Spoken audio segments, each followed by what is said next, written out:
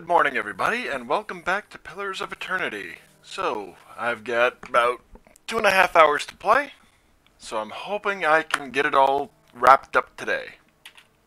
Certainly. So let's see, I'm thinking Hylia first, and then over to Vermigand, and then Gallowayne. Or actually, no, Gallowayne second. Yes?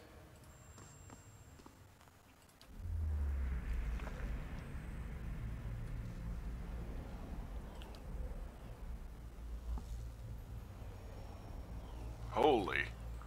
A massive flock descends with a thundering of wings and whooping, screeching, chirping calls. They fill the boughs of the tree by the thousands, birds of every shape, size, and color nestling next to one another. To be honest, I really can't stand birds. A breeze ripples through the air.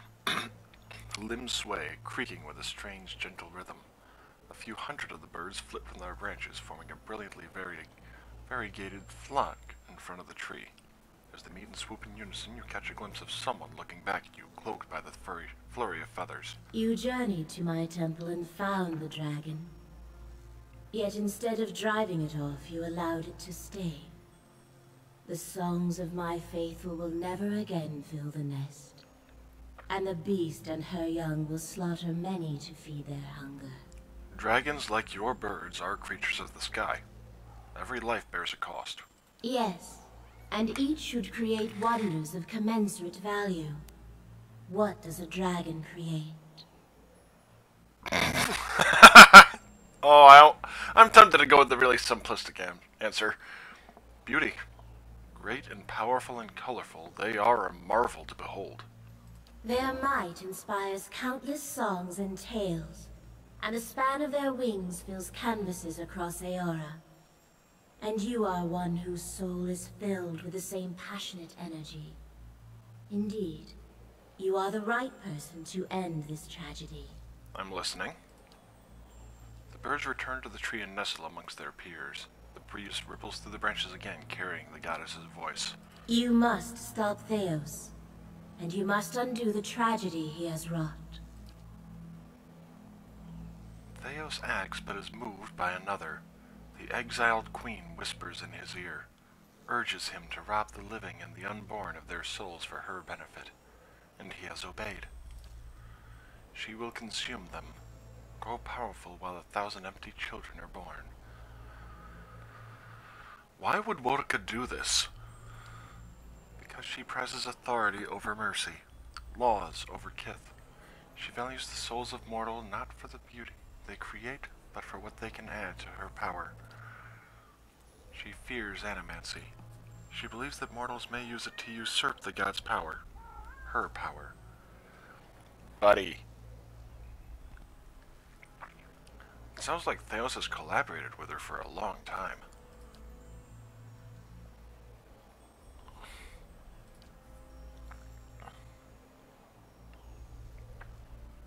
How could I return things to the way they were?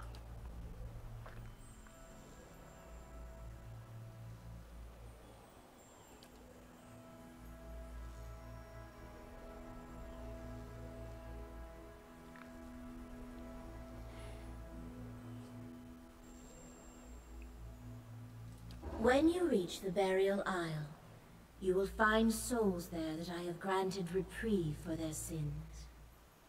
I give these to you, for only they can bear you to safety on your journey down. And when you face Theos and the rotting fruits of his endeavors, remember the conversation we have had. In that moment, you will have power rivaling a god's. And after it, you will live in the world that you have chosen. Choose Restoration, Watcher. Return the souls to the bodies they were stolen from. Swear to me that you will do this, and I shall give you power to make even Wodika quake. I can be merciful and terrible, Watcher. I would hear what the other gods have to say first. Wait. I'm not done with you. Oh boy. Who is this that speaks in anger? It's not often that any of our kind get the chance to speak to their... What should I call you? My mother? Father. Those words seem to fall short and yet be too generous, given our history. What did you expect? Should I be happy? To be like this? To live like this? What kind of creator does this to her creation and abandons it in a world this cruel?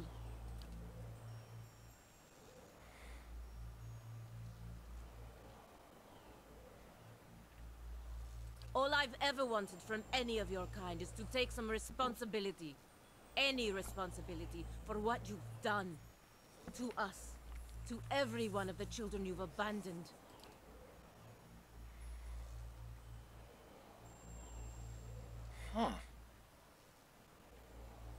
What does that mean? Come back here! I'm sorry you didn't get the answers you were looking for, Pallegina. You deserve better. I should have known I'd never get any answers out of her. I'm done. Okay, so I can't turn in the rest of the I'm quests. Need something? I'm here.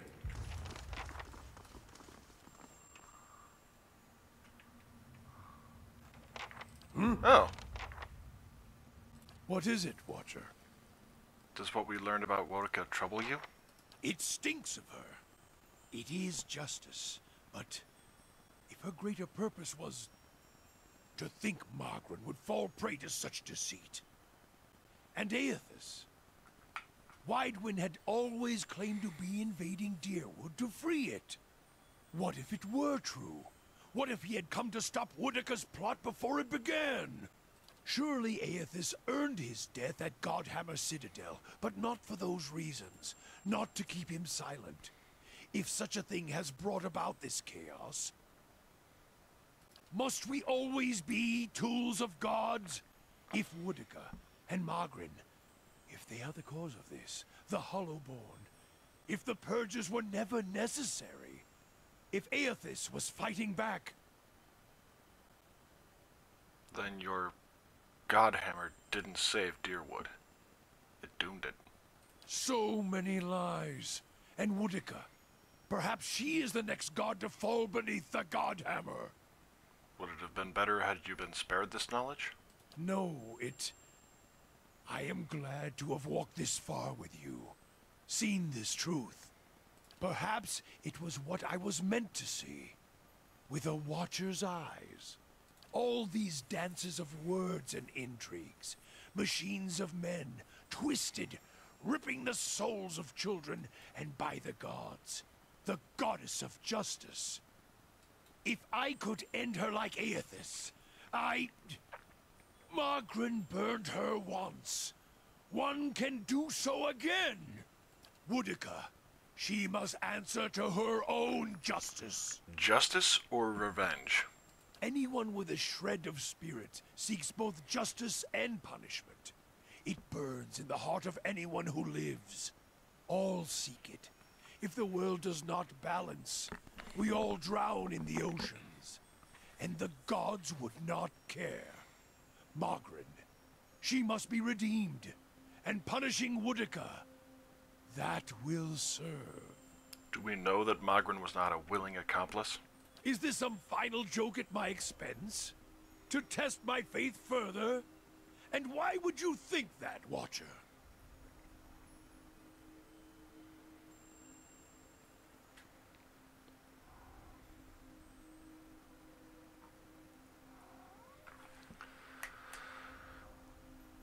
The others who made the Godhammer, they all died, didn't they? That's why I saw their symbols fade from your staff. If all you have are questions, then I have enough of those. She is a bitch of a goddess, to be sure. But even a whore only goes so far in crossing those she serves. Because she didn't want anyone to know how the Godhammer had been made.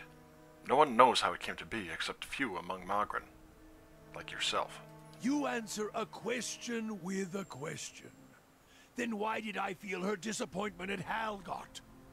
Why were we shamed? Because I think she tried to kill you there. Kill me? She is a goddess. I still drink from her burning breasts, Watcher. If she wished me dead, she could trace me to my source and kill me. In the dream of the Godhammer, your spirit looked blurred, indistinct in the light, as if it had been sheared from you. If you had been damaged, as I saw in the Godhammer vision, then she may be unable to see you as you once were. Oh boy. There's no proof, Watcher. I was a fool to think you could help me see any farther than I could. If you don't trust me, then trust your staff. Admit that the other Godhammer builders are dead. They died in the blast, yes. The other 11. I was the only one to walk away. I thought we had wronged our goddess. That this was my trial, and if I could prove myself worthy of her! I should have known better. There is only one God of redemption, and I saw him ended. As he studies the staff, you feel a wave of heat, a terrible energy rolling forth from it in waves. So much it feels as if the Godhammer itself is alive in his hands. And past it you hear a cry like a child being born, and your eyes feel the flash of white, then 100 imagined shades of purple and white streaming and circling into the howling of a storm, and beneath it the grinding of ancient machines of stone, rock, and metal, grinding and turning until all around you feels as if it's burning, sinking into the shadows of the earth. Beneath the ground, the only place where a spirit might find refuge.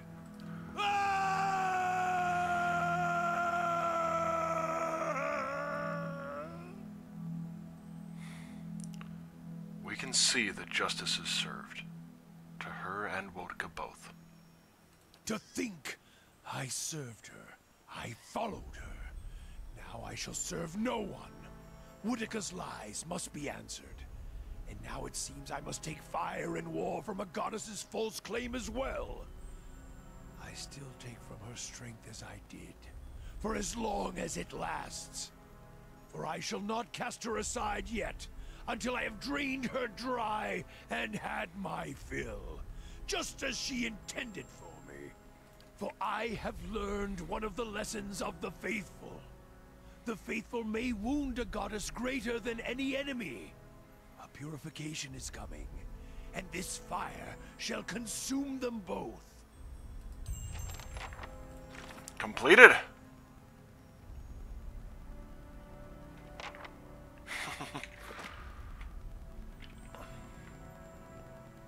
Yes? Okay, that is... Huh. Pray to Gallowayne. Howl back.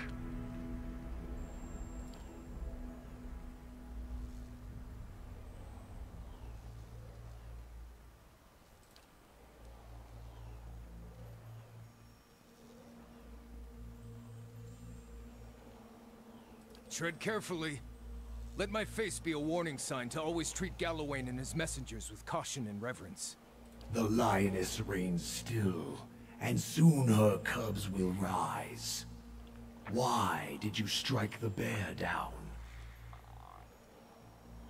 If Oernos could not seize his victory... Well, the lioness had found an advantage and held it. Her cunning made her the more deserving champion. Strength begets strength. The mighty seize an advantage in their jaws and do not let go. They shake and wring it, puncture its arteries with sharpened fangs. Blood whets their appetite.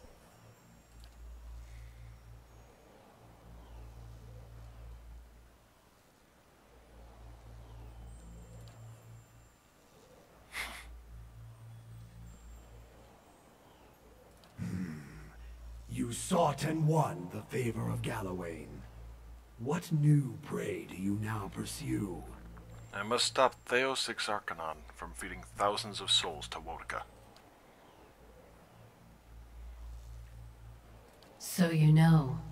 No doubt one of the others has already enlisted you, and with a different purpose. Nevertheless, Oh boy. Track Theos.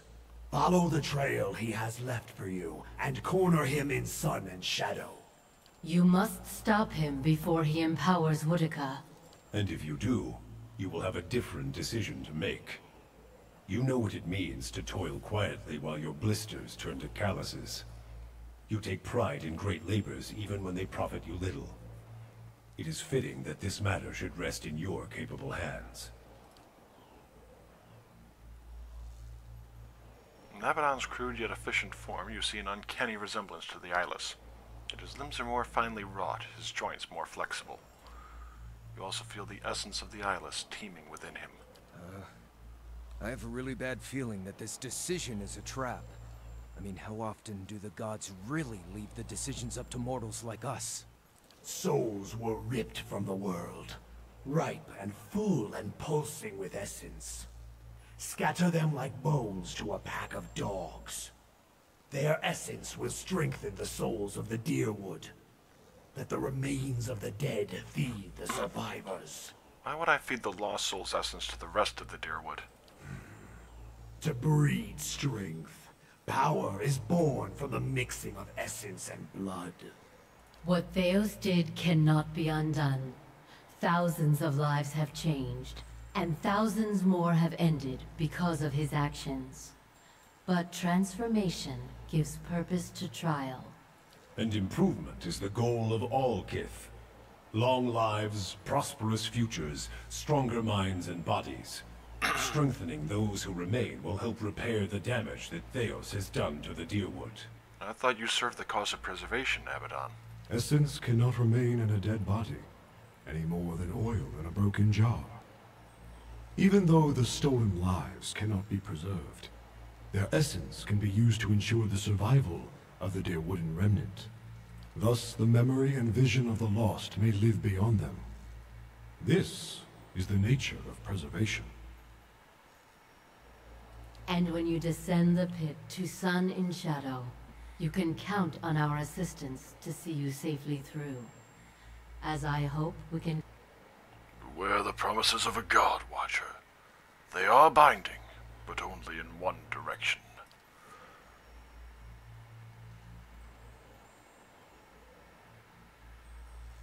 Hunt him, mortal.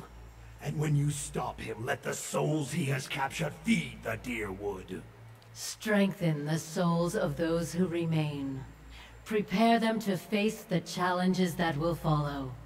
Pledge that you will do this, and we will grant you a power fit for the finest warrior who ever lived. Betray us, and my beast shall track you down. My friend, this is a most auspicious moment. The Lord of the Hunt has spoken to you without omission or riddles. Heed what he said about his beast seeking you out should you stray from the task. For it is not an empty promise. I would hear what the other gods have to say first. Consider and calculate, but decide.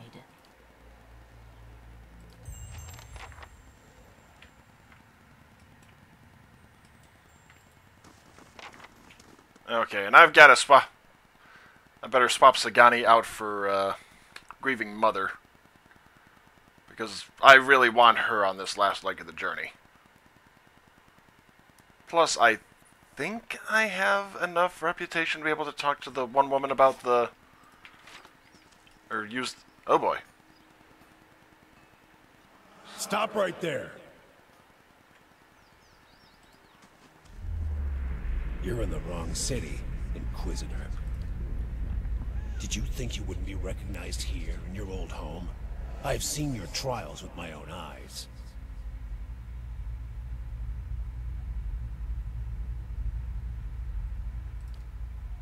Thuros, what are you doing?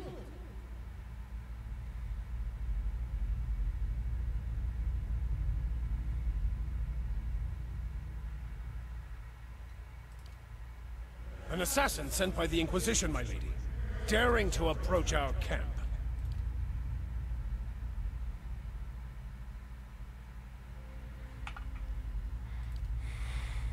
Surely this is some trick of my mind. I did not expect to see you again. Grand Inquisitor Theos Arcanon dispatched me here to spy on you.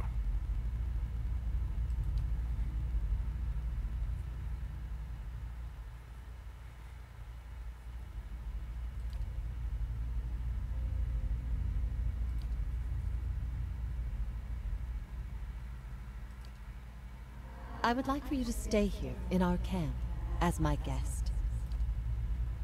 My Lady Ivara, I beg of you. This is an Inquisitor. This is a desperate attempt on your life. The only way it can succeed is if you allow it to. She's going to allow it. This is a missionary, same as I was. Taught the wrong things, as I was. If I can't have faith in one man's ability to reason, once he knows the truth, what hope do we have? My lady, he admits being a spy. That should make him less of a threat, wouldn't you agree? I have nothing to hide. All I see here is an opportunity to persuade someone who could help us. We have many former missionaries here. They are our most loyal, our most helpful. Many have died for us. These are not people we should be turning away. And if the Inquisition wants my life, they can have it. But they know as well as I do that my cause will not die with me. Come. We have much to talk about. I'm here. Okay, what the hell happened?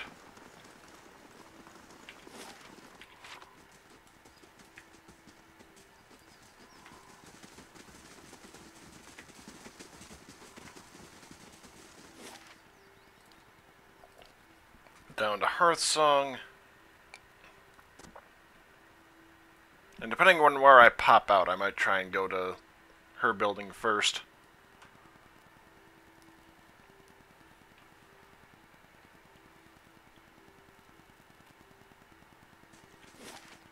Okay, I'll go her building first.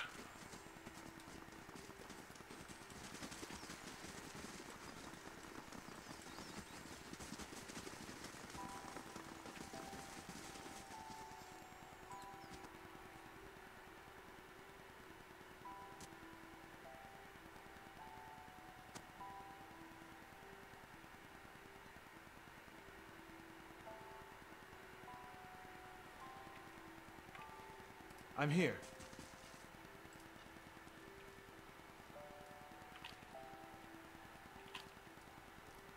I want to hear your side of the story.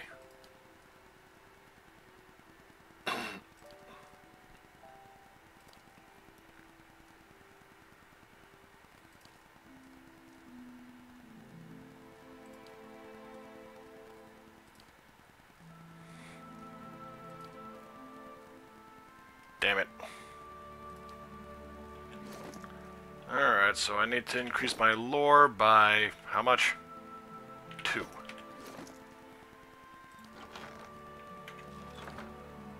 Let's see, I think there's a food that does it. Well, I could very well be wrong. Oh, actually, yeah, what am I thinking? I've got the one armor that does it.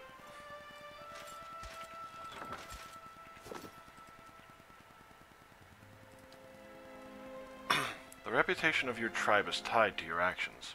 Is that how you want future trading partners to remember your kin?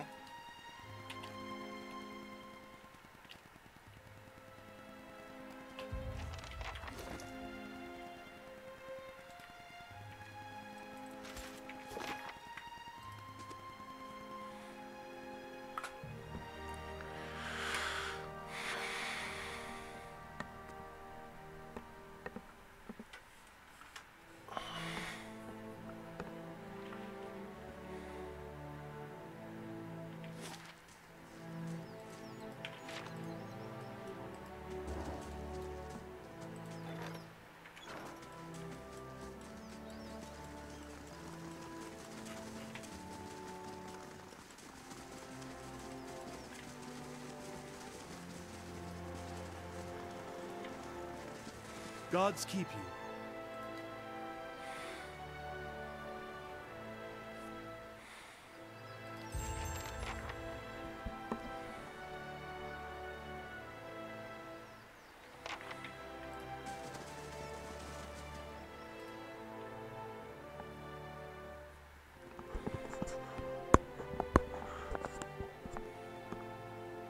Can't help but feel a little displeased with that one, I'll admit.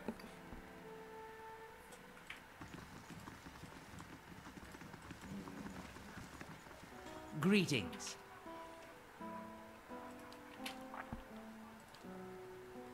Farewell.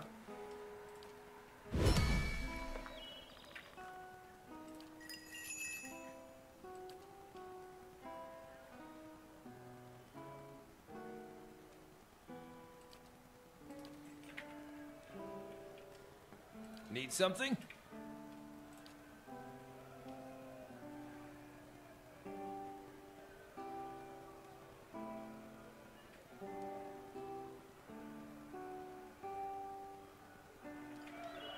I'm here.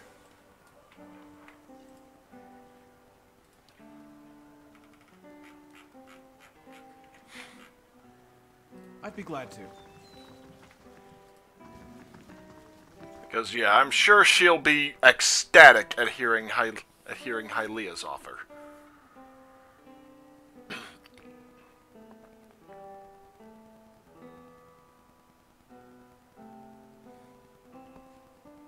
Provided I'm able to re-talk to her.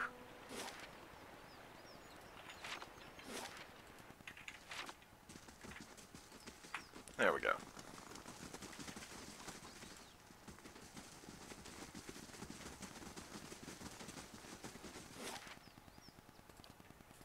Elm's Reach again.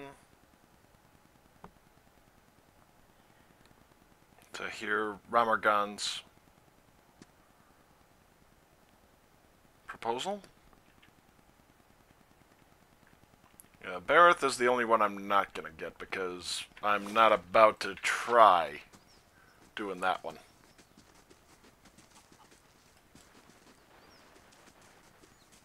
Now when they've got that many just lined up ready to fight me. I could take them out, but I would be wiping out pretty much an entire tribe, I think. And I'm assuming that's why there's all the flame blights in there.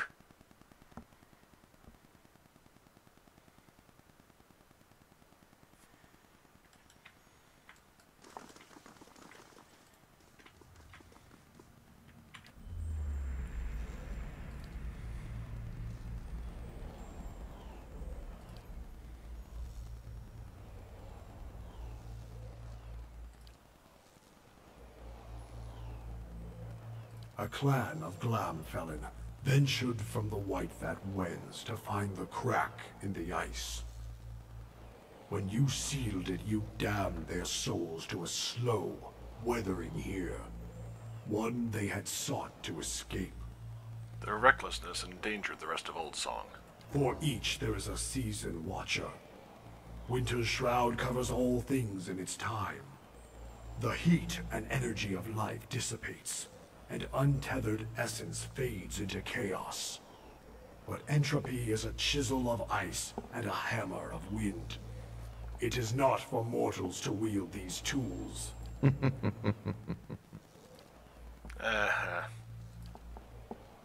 I did not expect we would meet again so soon. You destroyed the army that threatened your life. I didn't think we would either, but I'm told I need your help. What is it you seek? The thousands of souls that Theos has stolen for Worka.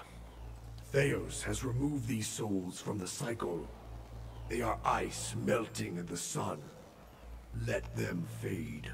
Let them forget this world and be forgotten by it. Take the souls she so desires and grind them into dust.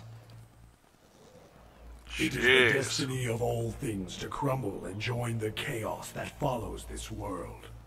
Some seek it willingly, as you have seen. To mingle, roiled and stirred by the tides of the universe. It is not an unkind fate. You would give these souls the very fate you sought to deny the Glamfelin pilgrims. I am the beast of winter.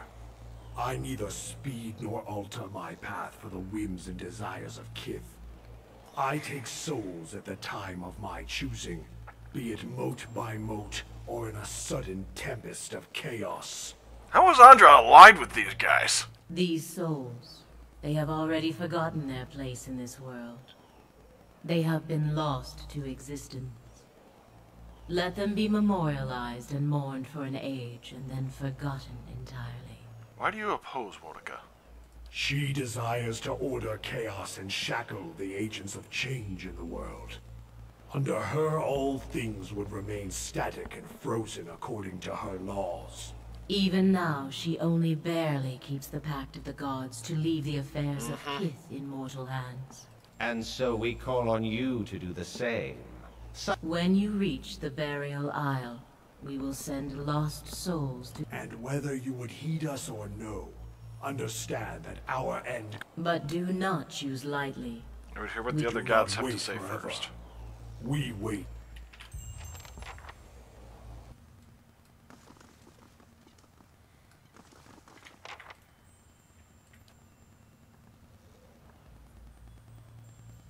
I swear to return the souls to the hollow-born children of the Deerwood.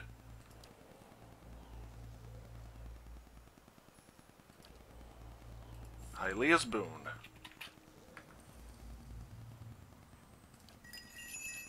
Your mind comes bearing. I'm here.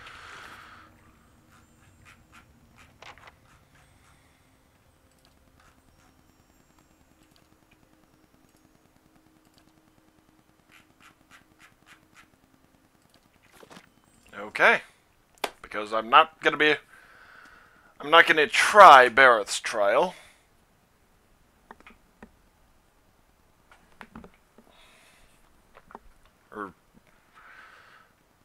Because I have a feeling that it's gonna be more than just the people at the at the war painting shrine there.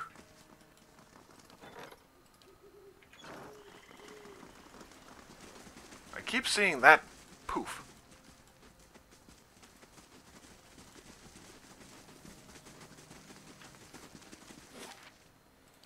Up to Old Song.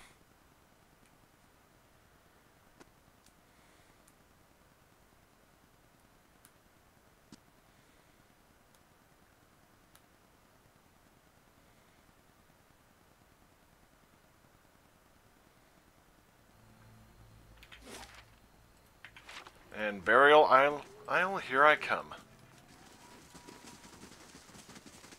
So actually, hang on. Just realized I don't have any camping supplies right now.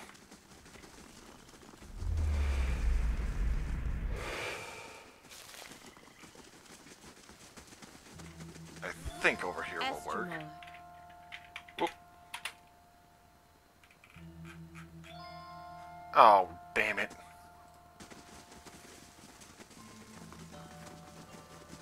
You know what? Screw it.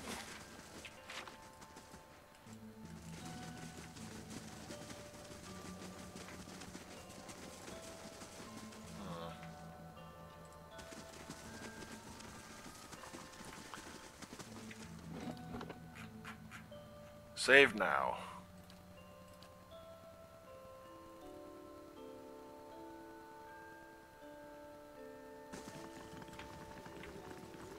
Hail, Estremor.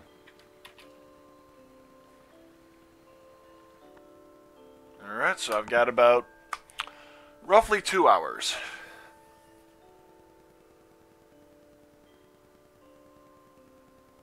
So I might actually be able to finish up this morning. Alternatively, I might... Oh. Do you remember when we were children, and the missionaries came to tell us about the gods? They told us we could see them in the stars. I remember when I heard that, I snuck out at night and climbed the watchtower in the old fort because I wanted to see them better. That fort burned down a few years ago when we cast the missionaries out. It was the missionaries who set fire to it. They didn't want us to be able to use it. Shame. There was history in that fort. They'll do a lot worse if they ever return.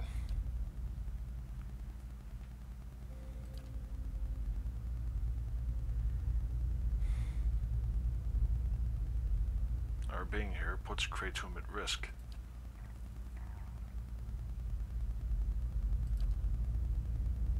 I miscalculated many things since this began. I'm relieved you weren't one of them. So... It's a good thing we didn't hang you. So I turned traitor, apparently? I always knew this path would have consequences, but I never wanted to see Kratom suffer on my behalf. I don't think I can stay here any longer. I am told the Inquisition is gathering an army, that they have sent messengers to bargain with rulers from distant lands. And here's where I slide in Kratom the is knife. not built to withstand a siege. If war is coming, I should be doing what Theos is doing. I will need allies. Allies in a stronghold that can resist an invading army. You can feel words formed long ago rising in your throat like a toxic black bile. Have you thought about Oceanus?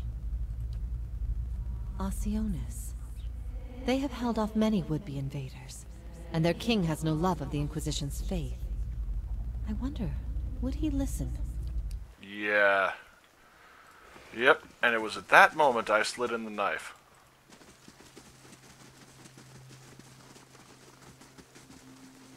Okay, I'm going around the island then, because... Oh, here we are.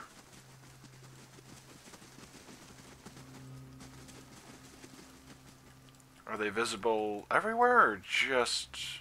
Huh.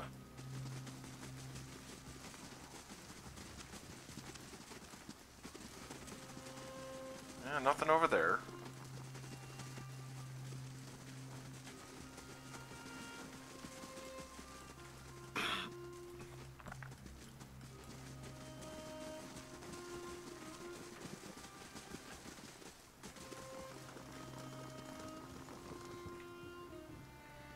And he's about to cast her into the pit, isn't he? Another turn, Inquisitor.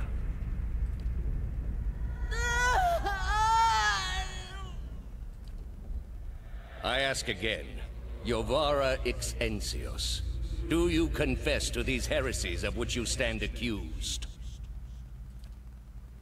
Do you confess to apostasy? I confess to renouncing a mistake. Do you confess to conspiracy against the one true faith? I confess to opening minds. Do you confess to false prophecy?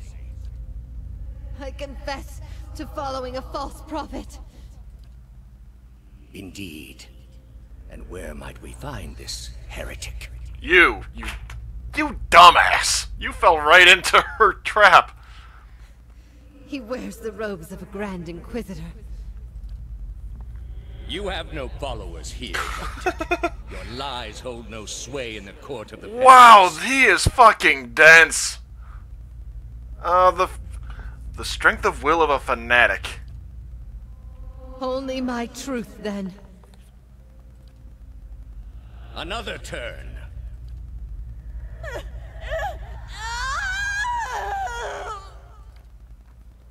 No! Wait! Wait!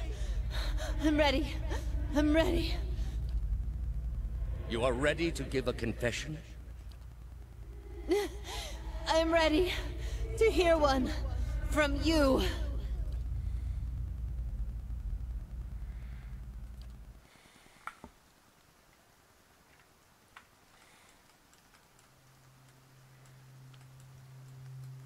No time to lose nerve now, Watcher. What's one more trial for a soul on the brink of doom? A great pit lies in the shadow of the statue of Vortica. No light from the surface reaches the bottom, but even so, you catch flickers of a ghostly glow in the depths.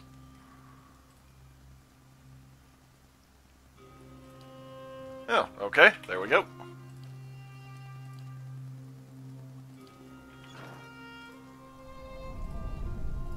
Jump in.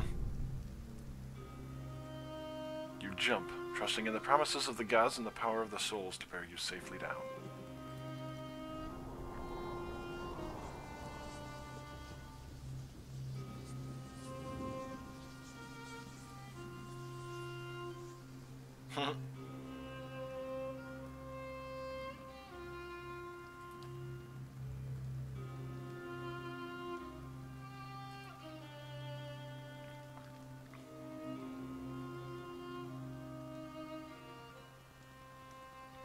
Resolve 18.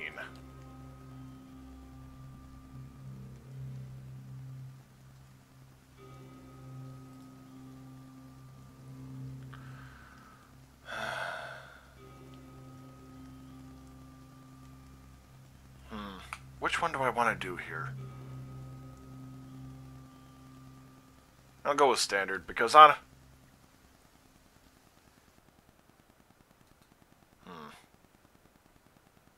Kind of regret not going high level, actually. But you know what? I paid my dues. I want to be able to just kick the tar out of the guy. After what seems like an eternity, your rapid descent comes to an abrupt end. You remain still for a moment while your heart settles and your eyes adjust, breathing in stale, forgotten air. Before you, a narrow and eroded walkway becomes faintly visible in the dim light, cutting a winding path through a cavern so expansive it seems a world unto itself. In the distance, you can make out the cold gleam of living Adra veins that spike and fork in and out of view from the murky depths beneath. Their glow a faint and fleeting guide along the ancient trail. You look above at the opening you jumped through, now barely a speck of light like some distant star alone in the cosmos and forever out of reach. Your only way lies ahead. I think that statue of Woodica was watching us soil ourselves on the way down. This place is cursed. Looks like all my parts are still moving.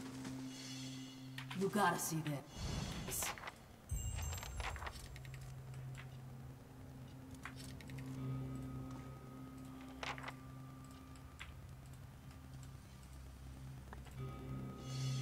Boy, are these traps a little overkill.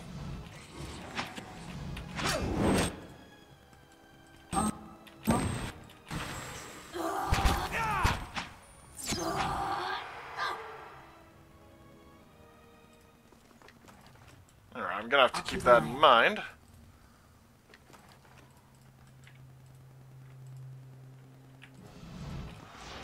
My mom. A pillar tugs at your essence. A pulse from the world itself moves through it.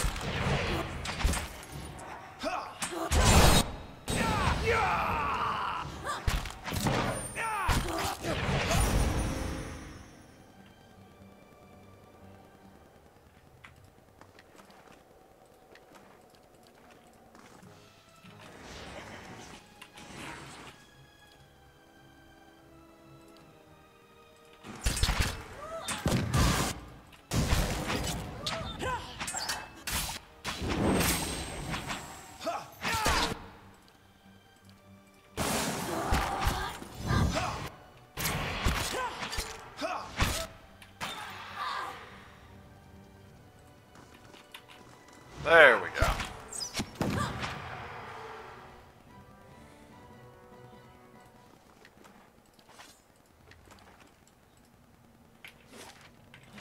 I'll try down here first.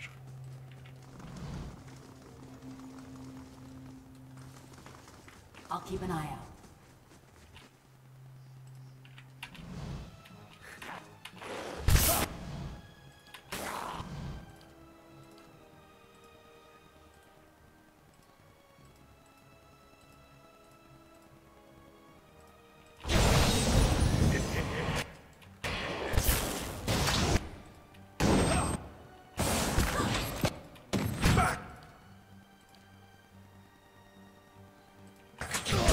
Came from.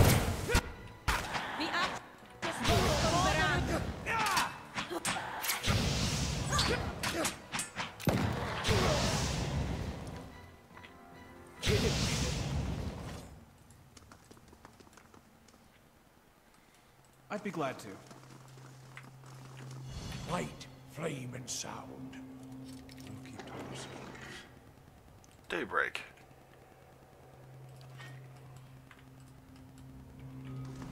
Oh, nice. Restoration platform there.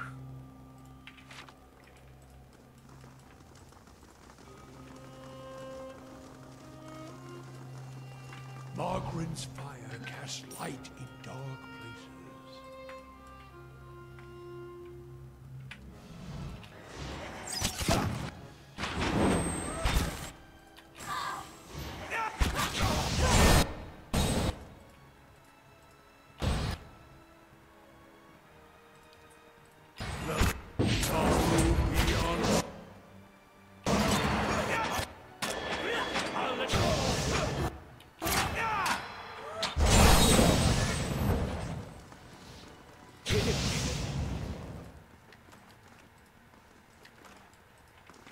I'm freshly greased.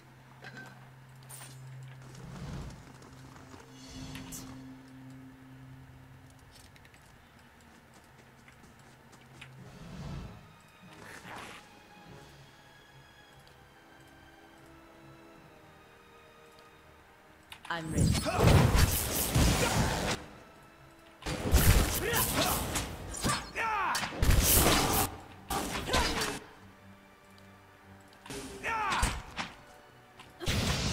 I wish...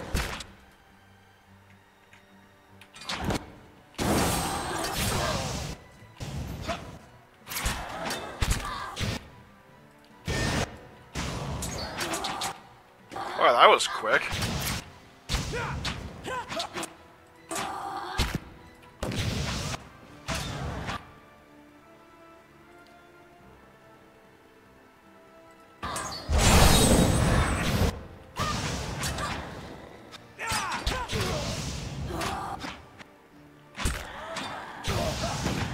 How close am I with that dagger, incidentally?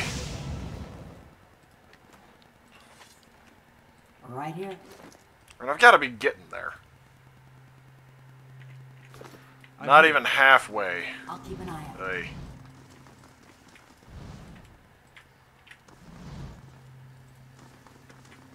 I'll keep an eye out if you say so. Got it done.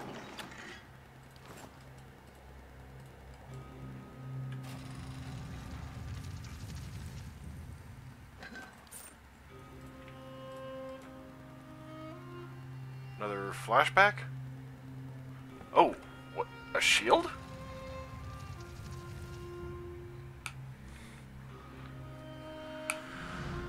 A column of Adra rises above you, stoic and silent, its ridged layers measuring a measuring stick for the passing of ages.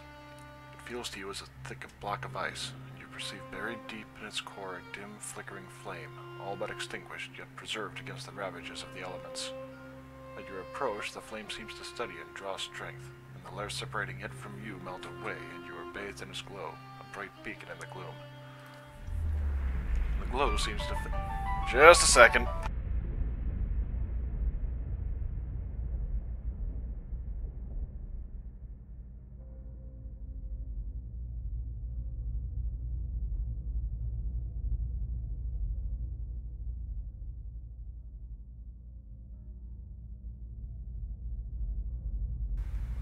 Okay, just wrong number.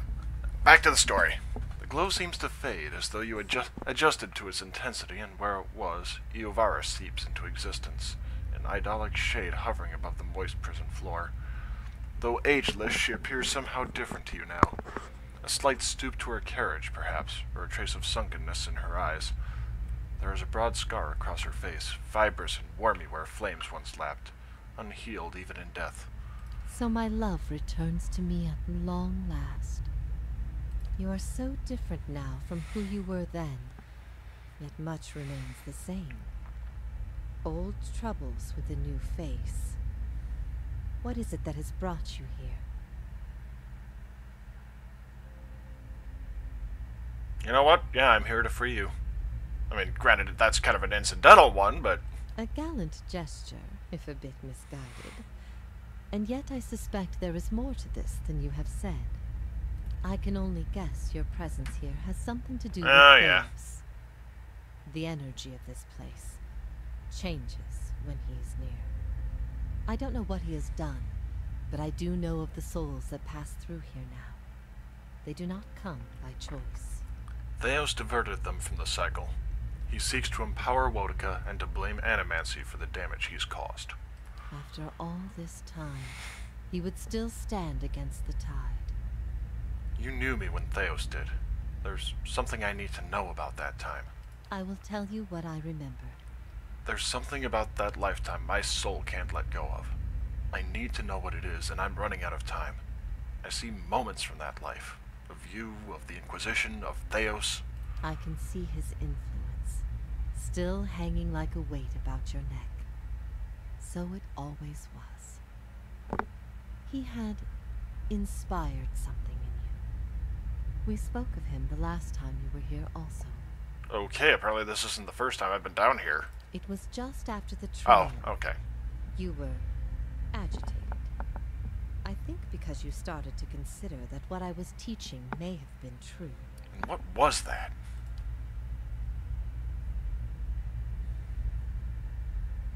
That the gods aren't real. What? Perhaps not to her. Many are those whom the gods have scorned. This is petty retribution. Nonsense! Clearly she has not been on the receiving end of a god's ire. She'd know how real the gods can be. What I taught was that the gods whose faith we had been spreading were not gods at all, but something else entirely. Something created by people. Who created these gods, and for what? They were conceived by Endgame, a society of high minds and broad concerns. Theos' people. In their time, every people worshipped its own gods. Sometimes they warred over it. After a few wars of their own, the Engwithans sought an end to it. They devoted all their energy to finding the true creators. Generation after generation, they prodded and worked the stitching of the world and unlocked its secrets. One day, they found an answer. Except the answer was no answer at all. There were no gods to be found. Or if there ever were, they were gone. It shook them, this finding. If they could discover this on their own, how long until others would? How long before war and chaos reigned over a world without consequence? But they had mastered many things in their pursuit of these answers. And with their mastery, they crafted their own gods to fill the void, and sent missionaries to the corners of the world to spread their faith. How did you discover this? The Engwithan missionaries all knew it, but they never told the rest of us. They meant it to be a secret that died with them. And in the end, they allowed their bloodlines to fade from memory. I had been assigned to join a few of them at a temple. I found the door to their chambers closed, but the room was stone and the door thin. Their voices carried. I heard enough. I investigated the things they spoke of, and everything was there, just as they said it'd be.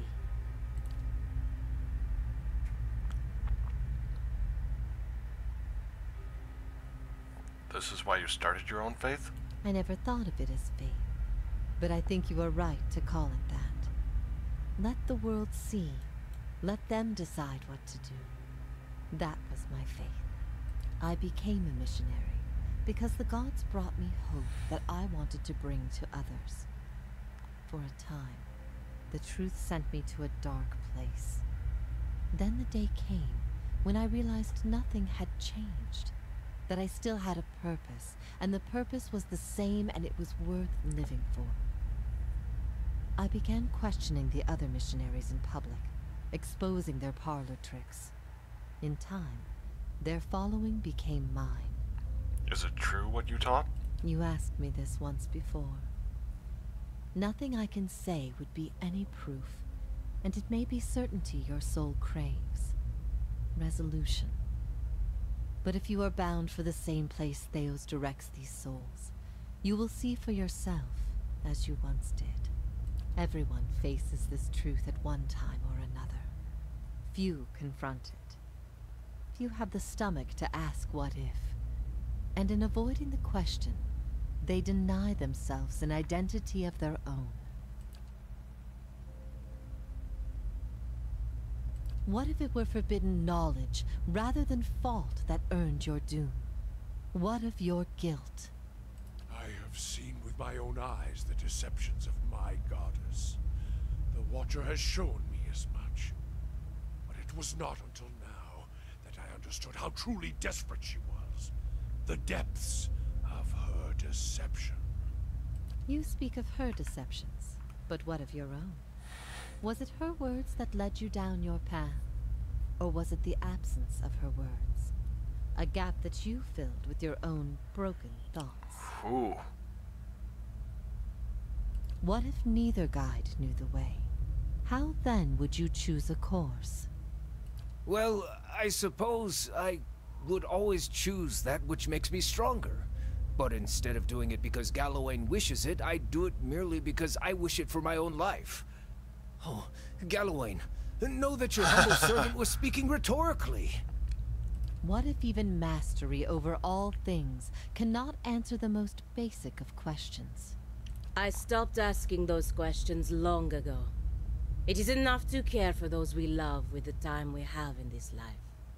What if the cycle of birth and death is nothing more than a tool of endless preoccupation? Holy shit, she can actually see grieving mother.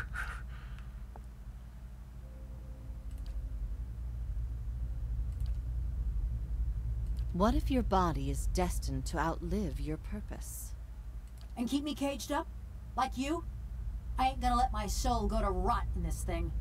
You may have little choice in the matter, but as to your purpose, that choice is yours. Ooh, yeah, she could always just find a new purpose. What if we can be assured of nothing?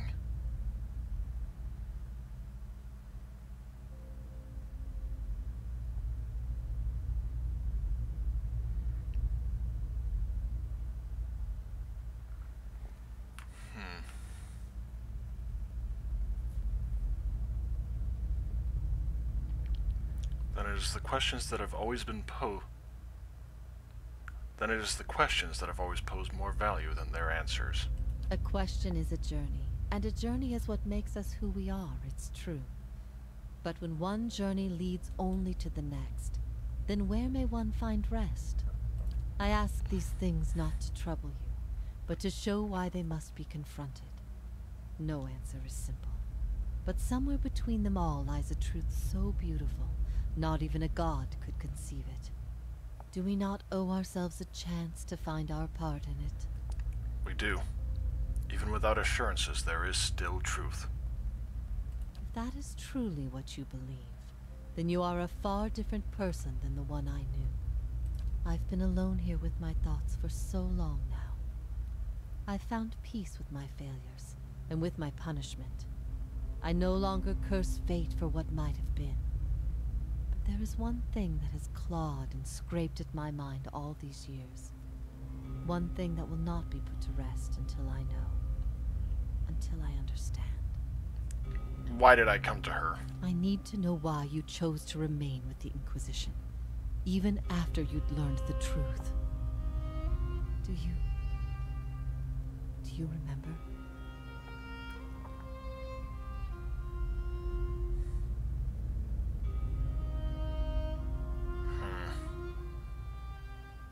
Oh! Your teachings were a threat to all your teachings were a threat to all I believed in. I never wanted that. I had hoped that what I taught would replace your beliefs with something that made you stronger. For many it did. But not all, it seems. That is the conclusion. Did my opinion matter so much to you? That seems a harsh connection to draw. Of all that I loved you for, it was your righteousness most of all. You had heard both sides, seen everything. If not you, then who? You're never going to be able to convince everyone of anything, true or not. There will always be dissent. I expected dissent, but I needed to know that true faith would prevail. Perhaps I've been wrong to place so much importance on one person's actions. It was all I could do to feel like there was an answer. Even knowing what you've told me, some part of me knows it doesn't truly answer what I wished to know. Nor will an eternity of silent contemplation. I will have only my guesses and suspicions. And that will have to do. Is there any way to free you from this thing? And what of your understanding of our past? Are you at ease with the choice you made? Yeah. I have always forgiven you. Though I didn't know your reason, I knew you. I knew we had had something wonderful once. Looking back at that has helped me through these many years. Centuries, I'm pretty sure you mean. At first I thought this might be the source of your soul's anguish. But now I see I was mistaken. You are not divided on this matter. You have put it behind you. It is with Theos that your agony lies, in sun and shadow. Your questions are not for me, but for him. And it may be that only an answer from the mouth of Theos himself will satisfy your needs. Yet if there is anything I can tell you that would be of use, ask and you shall know. How is it you speak Adiran? Okay. Do you know what it is I need from Theos? I could not say for sure. But you have been to Sun and Shadow before, and it came at a crossroads in your life, when much of what you knew had been upended. I have to believe it will come to you there. Your concerns then were of loyalty and trust and the gods. Everything I told you seemed to send you further into doubt. His words mattered to you when you knew him then. After you and I spoke, you went immediately to seek him out. Perhaps you simply sought confirmation from the man you trusted. If something from that time still troubles you, it may be something he told you then, or refused to tell you. He keeps secrets better than any in this world. What is this place?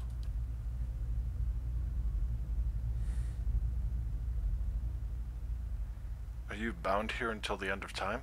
Or actually, why has Theos done all this? He cares only for the secret he keeps locked away. He destroys anyone who might discover it, no matter their chances. That's why he's always favored Woodica. It isn't in her love of promises or justice. It's her disregard for the rules. Her willingness to do what is necessary. To Theos, she's not a deity, but an ally with which to conspire.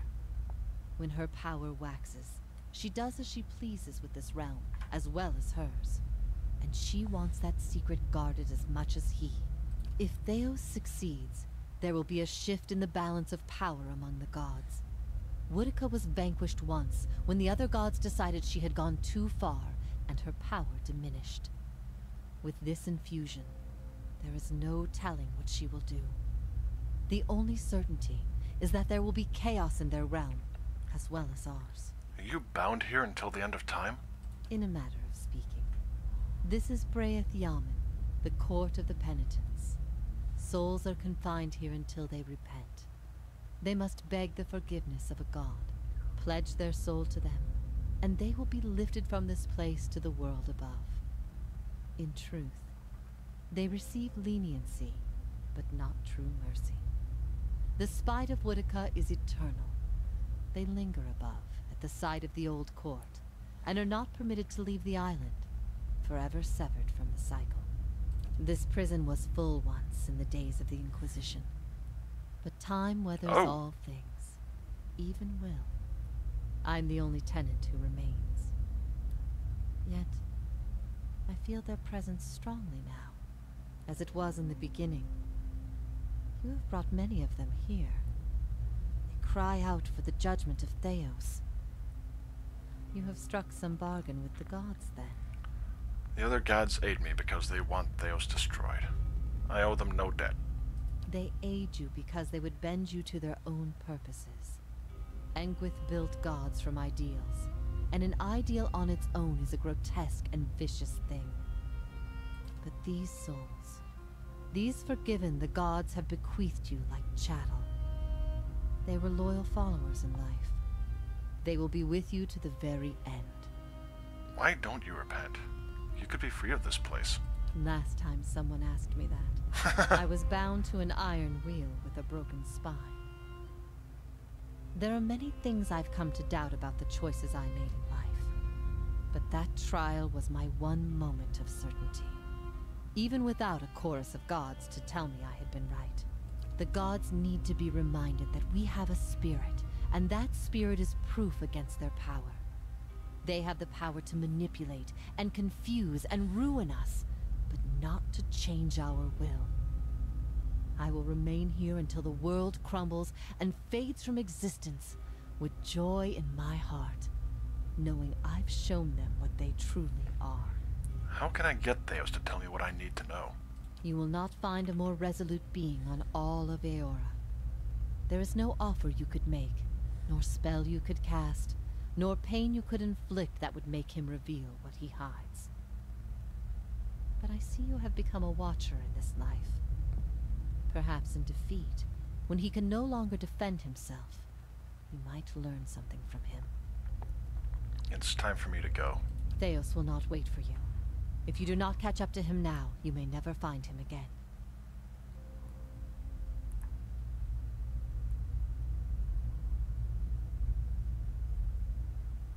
The gods have given me the souls of their forgiven.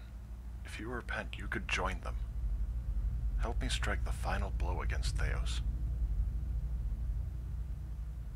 If I repent, all I have done has meant nothing. Your defiance here is an illusion. You are a slave to the gods, bound to their rules, stuck in their system. Your continued existence is proof of the gods' dominion over all of us. Oh, God. I can disintegrate your soul, make you cease to exist.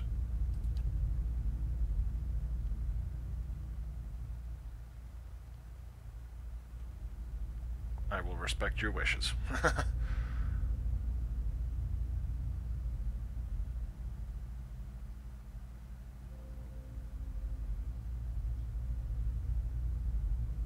I am grateful you came and found me here.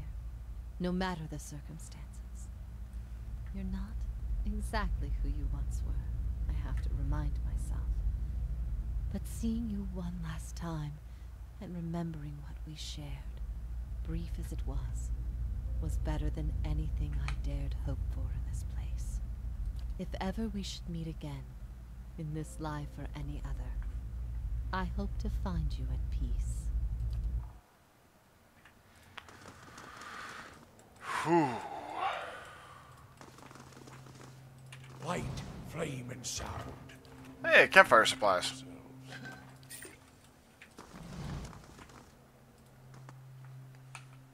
And continue the trek downward. I have a feeling I am in the end game here. Well, no, I know I'm in the end game. Just a matter of how much longer the end game persists. Search for... Even my Stelgar eyes can't see in this Good thing I'm darkness. freshly greased.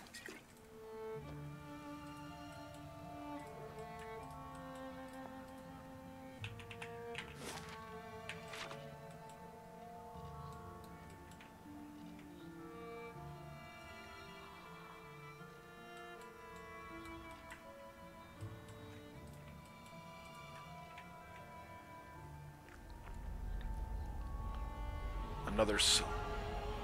Oh, is this the conversation I had with Theos, baby? Oh. Okay, it's all the souls I have been gifted, I think.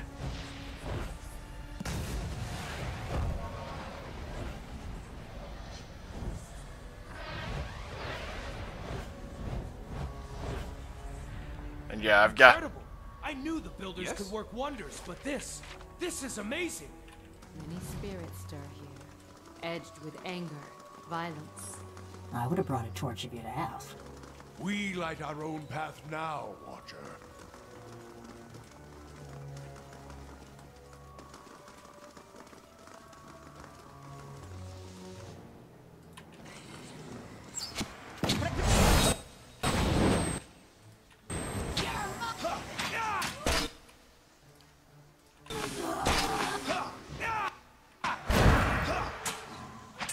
There we go.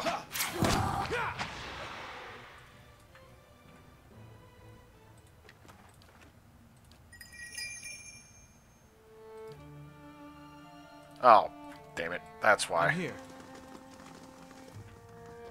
Eyes open.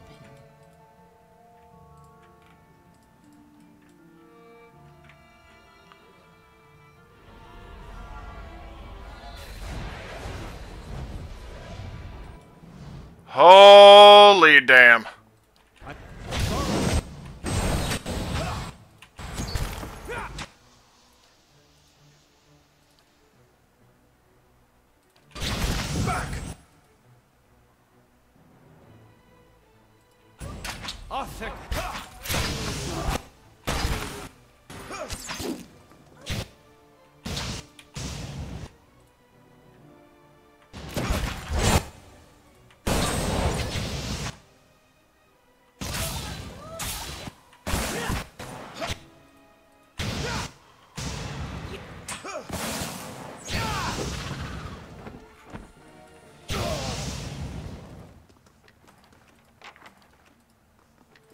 Absolutely. I'll stay out of sight.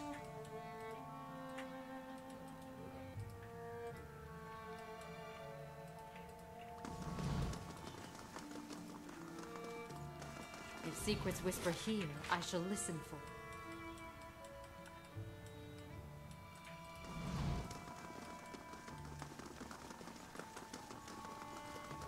Light. Okay, so I had to go through there regardless.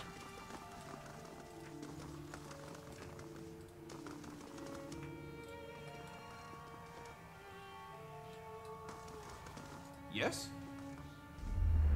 The shadows in the cavern suddenly lengthen and swallow you. When your eyes adjust to the darkness, you find yourself in the midst of what must be another vision. You are surrounded by mist. The ground feels springy under your feet. You imagine that as soon as you take a step, the soil behind you will erase all trace of your passage. You continue for... Eventually, rays of light cut through the haze, and you find yourself facing a canyon wall.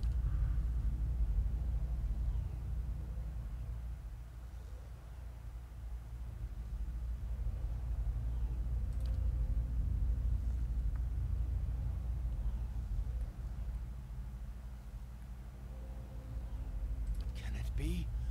I never thought I'd see with my very own eyes. Even when you look Weil in the face, you can't know for certain. Oh!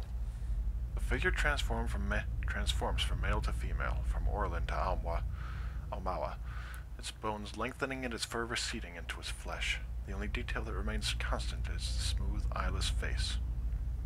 You understand the value of a mystery watcher. A buried scroll, a hidden truth. These are my ways. You unravel a thread, Watcher. One you have lost and discovered over generations. And following it to its end has only brought you back to the beginning. I've been here before.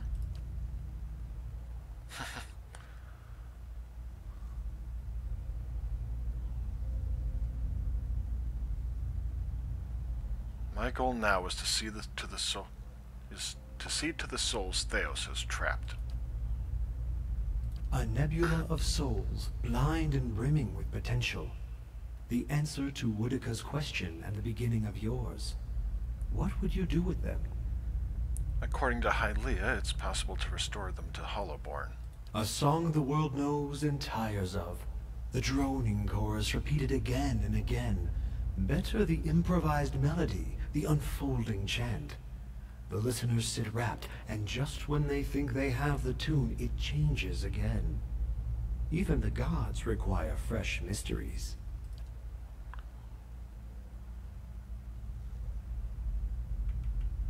You say I shouldn't let a god decide their fate, but it seems you're asking me to do just that.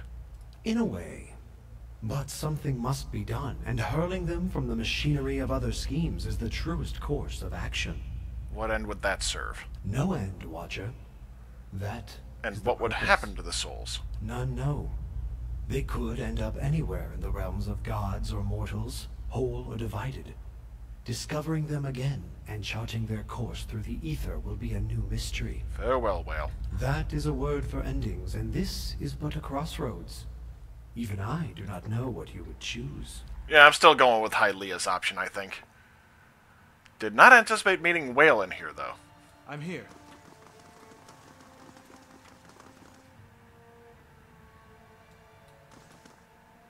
Oh boy.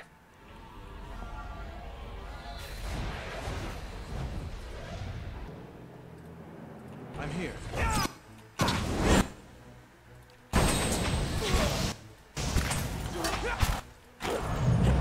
Another Shadow Drake.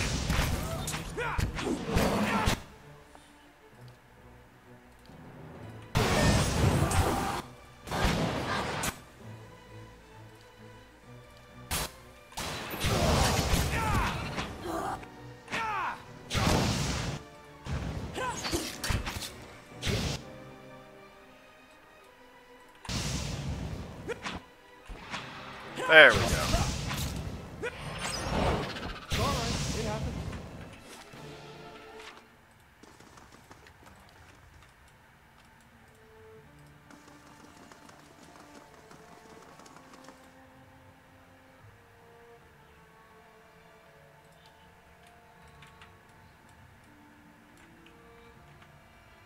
quick save here because I have a feeling that this might end badly.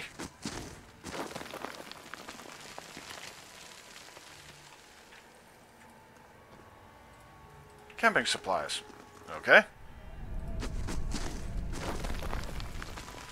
God damn. She just cannot catch a break.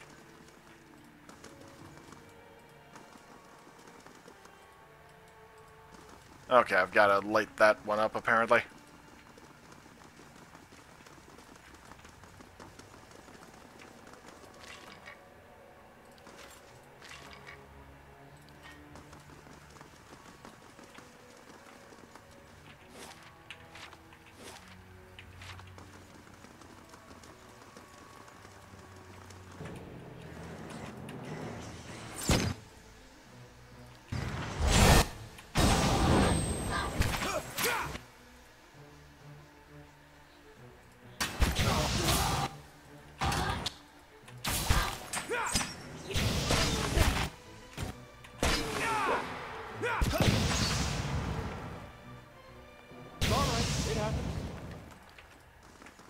On the hunt.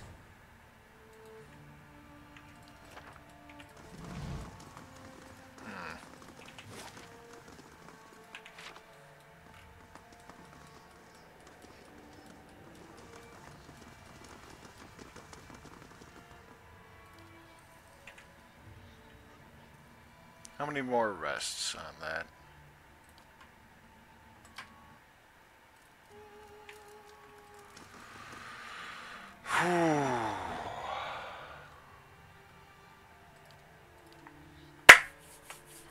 Time to end it, I think.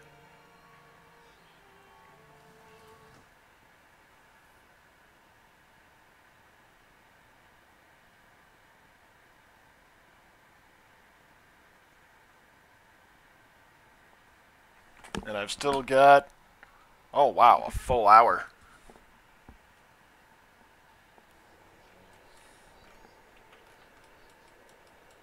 Yep.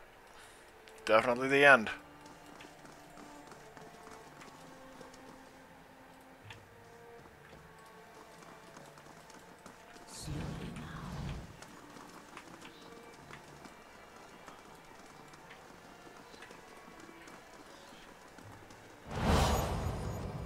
Are you ready to take the oath? To spread the word of the gods to the lost and heathen?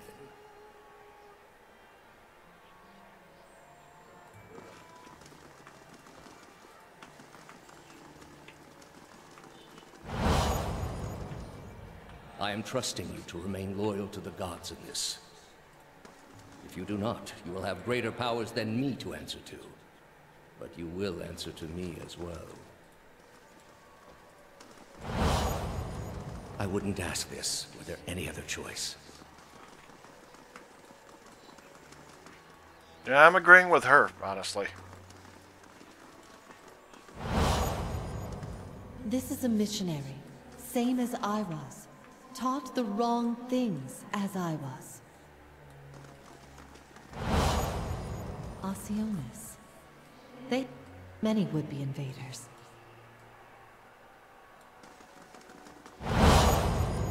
You are ready to give a confession? I'm ready to hear one from you. Need something?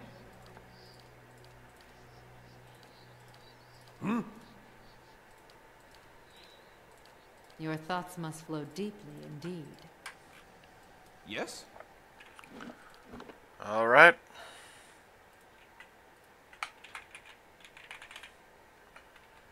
Endgame. I'd be glad to.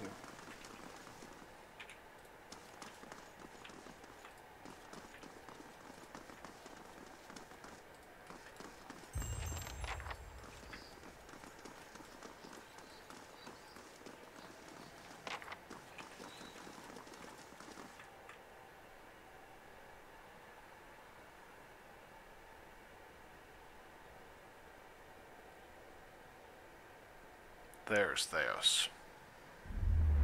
You've come to a circular room, grand and domed, its walls lined with adra and trimmed with copper. A At the far end, a great pillar of Adra pierces the floor from below like a ragged spike, its shimmering texture giving the illusion of boundless depth.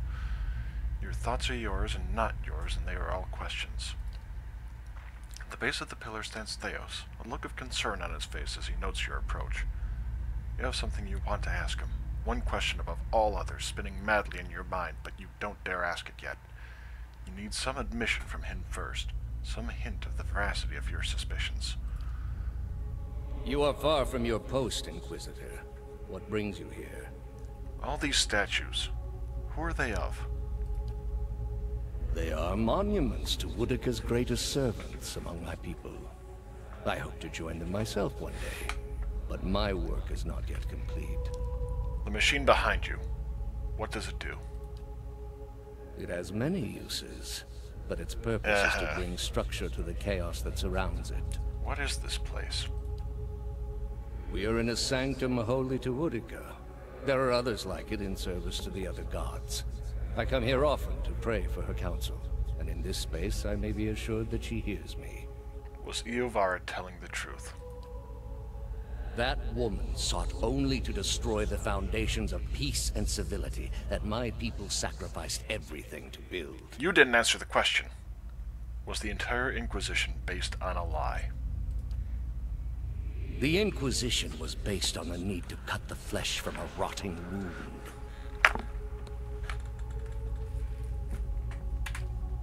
You are shaking now, having lost all patience for tact. No more evasion. You have to know. Everything you believed, everything you have done for the gods. Did you lie to me when you said the gods could end suffering? Are there no gods? What is a god? A higher power? A rewarder of good deeds and punisher of the wicked? Something men can turn to in their darkest moments when their days seem only like bridges from one tragedy to the next. Our gods are all these things. With Theos' every word, you find yourself losing control of a boiling cauldron of rage and doubt and fear and hopelessness until you can take it no more. Apologies for the volume, you might want to turn it down. Are there no gods?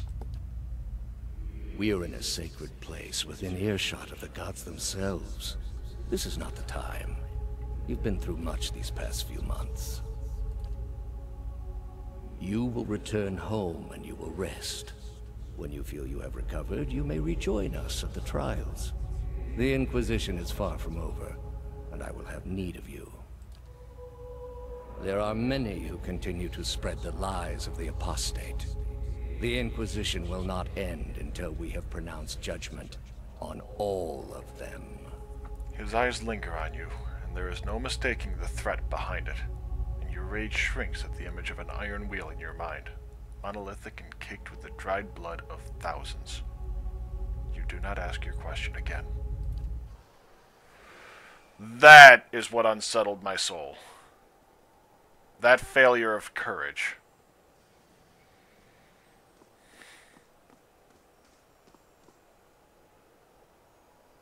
How did you find it? I didn't. It was Lady Webb. Another in a string of acts of petty defiance. For all her knowledge, she always preferred spite over reason. She loved you. Then she should have obeyed. I ask one thing of all my followers. She was incapable. A waste of rare talent and intellect.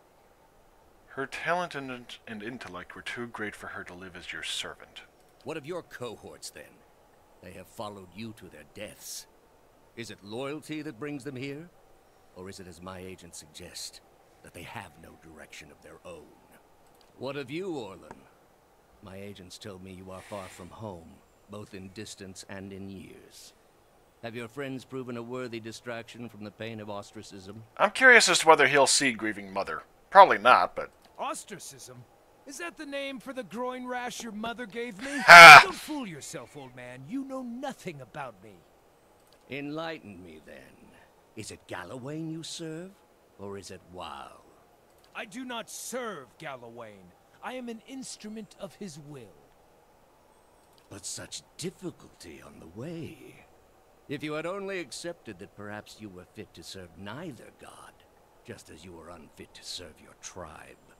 You might have saved yourself the trouble. Belittle my struggle at your own peril, Theos. I have been reforged by challenge and contest. Saved myself the trouble? Pfft, trouble, my friend, is what has made me strong enough to pull your lungs out through your colon. Oh, nice. Yet I suspect you amount to little in your god's eyes in either case. Oh, a short joke. Durin stares at Theos with a beast snarl. Theos watches him calmly.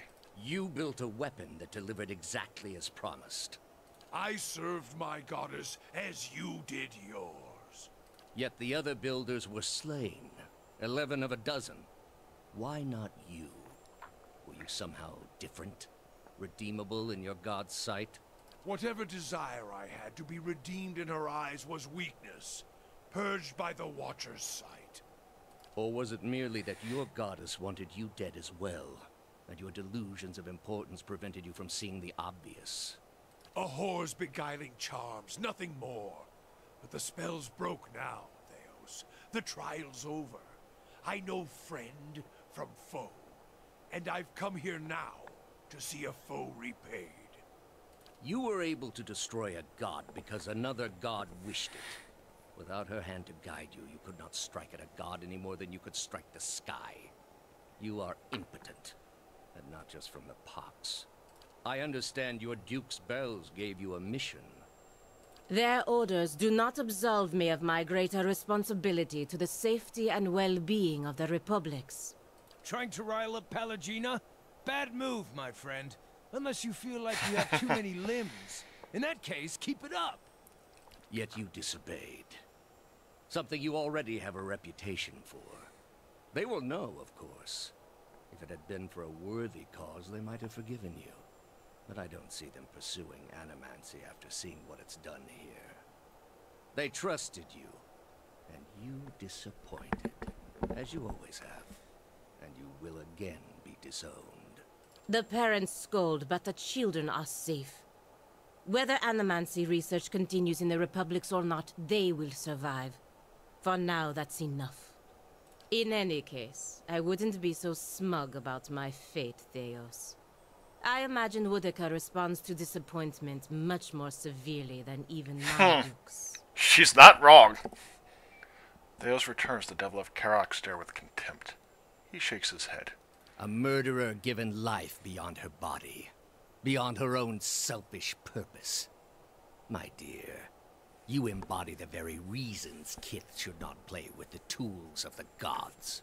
Last I checked, it was your gods who set us up to destroy each other. Your city was spared by a god. It was destroyed by Kith, who took matters into their own hands. Such are the excesses my order seeks to correct. By tearing the souls out of little babies? That's some strong medicine. Strong and lasting, the way it must be. We do not indulge the whims of bloodlust as you do. All we do is for the sake of a cure. You are here because you are lost. The gods cannot reach everyone. Didn't spot grieving mother. May you fare better in your next lives. I gather you have had your soul awakened. Why else would you shadow my footsteps like some stray mongrel? You think I have something to offer you, but our business was concluded long ago.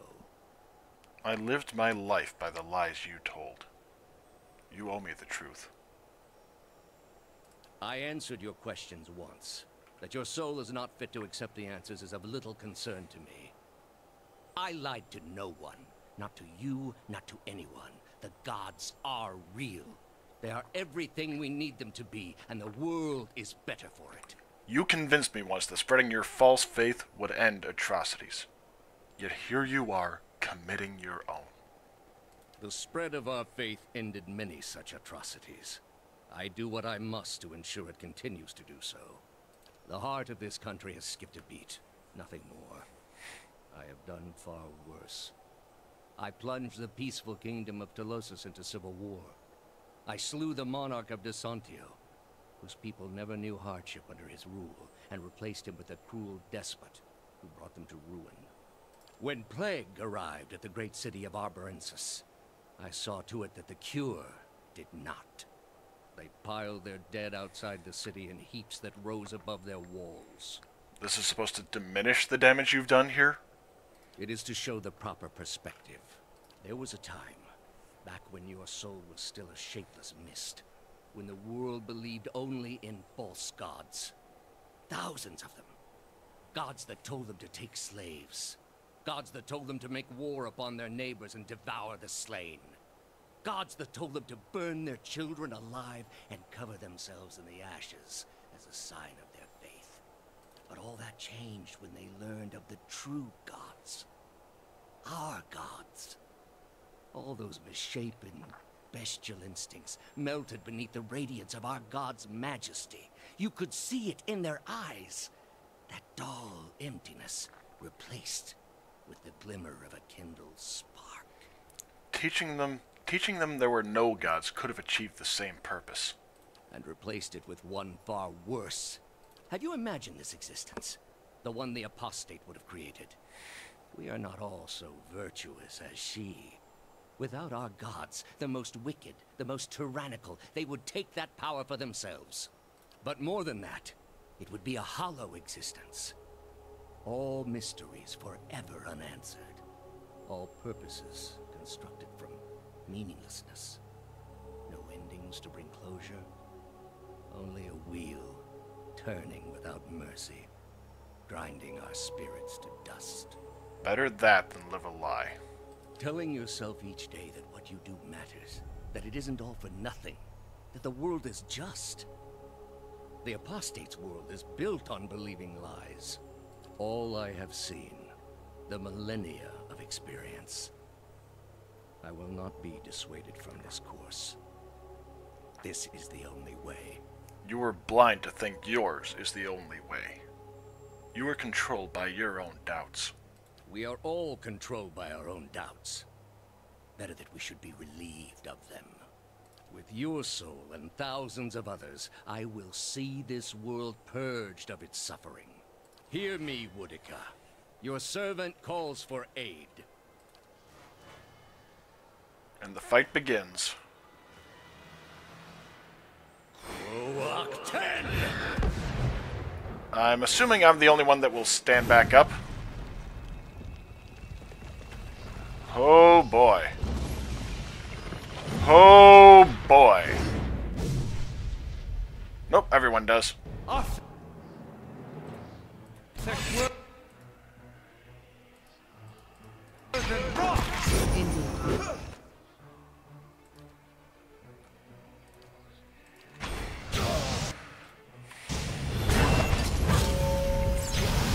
What just happened here?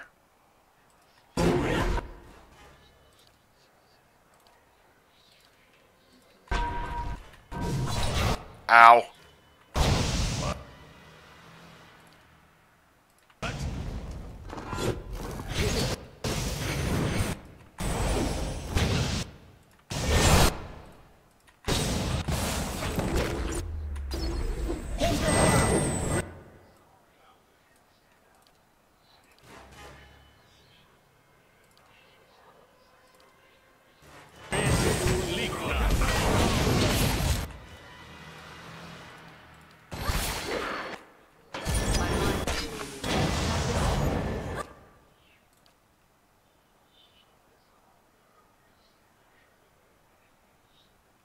Let's see, where is it? Where the hell is it?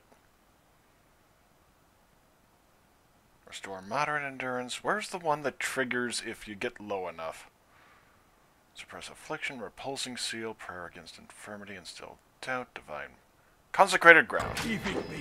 Okay, level 2 spell.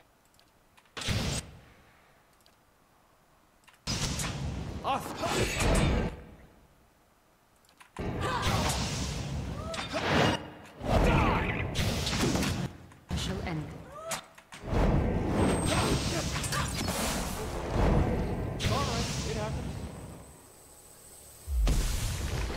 At your feet rests the body of Theos, hollow, the dense wrinkles shaped by the silent shouldering of an eternal burden now smoothed across his color-drained face.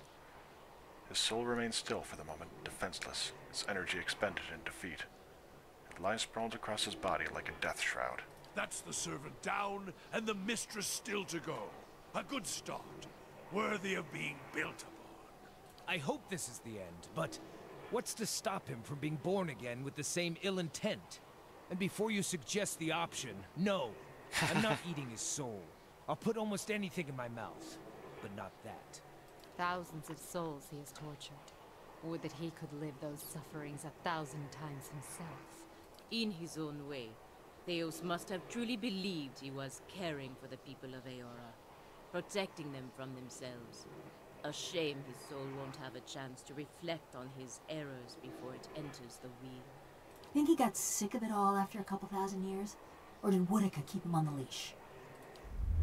With a deep breath, you plunge into Theos' soul, and where in Brackenberry it had been a maze of narrow corridors and dead ends, now it is expansive and borderless, its walls crumbling into heaps like the ruins of Engwith as you pass through them.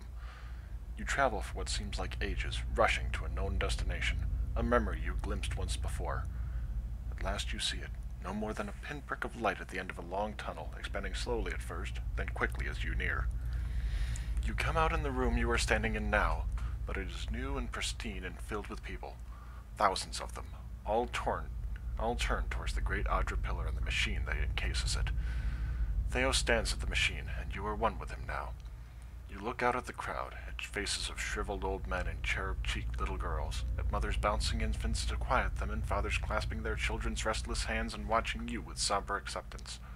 A woman with tears in her eyes gives you a small nod. You turn back toward the machine, your breaths constricted beneath the weight of unwanted knowledge, preparing yourself to set out alone on a journey without end. You close your eyes and open them again to find the machine still in front of you, beckoning. You take your place in front of it and place your hands upon a large mechanical disc at the base of the great crystal column and speak a single word. Giant rings creak to life, building speed, setting arrays of carved draconic mouths aglow and sending tremors through the platform beneath you. The entire room shakes now with the force of the accelerating machine, all sound drowned out by its deep, deafening thrum. Brilliant tendrils of light arc outward from the pillar in all directions, and you look over your shoulder to see them engulfing the crowd, burning them brightly like hot iron. One by one, the tendrils disappear, leaving ashen effigies where people once stood, many of them disintegrating into gray heaps under the stress of the tremors. You look above to the Adra pillar, and a glowing spherical mass has begun to coalesce atop the column where the arcs converge. It grows and pulses, translucent and bulbous like some immense chrysalis, suspended in slow rotation as though it were being spun from the arcs of light. When the last arc disappears, the spectral mass hangs a moment, no longer rotating, so bright you must shield your eyes with an outstretched hand, and it seems to you as though it is looking at you. You bow your head in acknowledgement, and look back up to see it melt into the pillar like warm candle wax. The pillar flares with a flash of light bright as the sun itself, then fades to darkness. The machine slows down to an abrupt halt, and when the last echo of its grinding cogs is past, the chamber is still, and you are alone. From all sides, reality begins to bleed in through the memory. You find yourself in your own skin once more, looking down on Theos' lifeless body. You sense a listlessness to Theos' soul, an overwhelming fatigue that hinders its immediate escape and makes it vulnerable to manipulation. You feel as though your victory is giving you some kind of hold over it, and you are able to do with it as you please.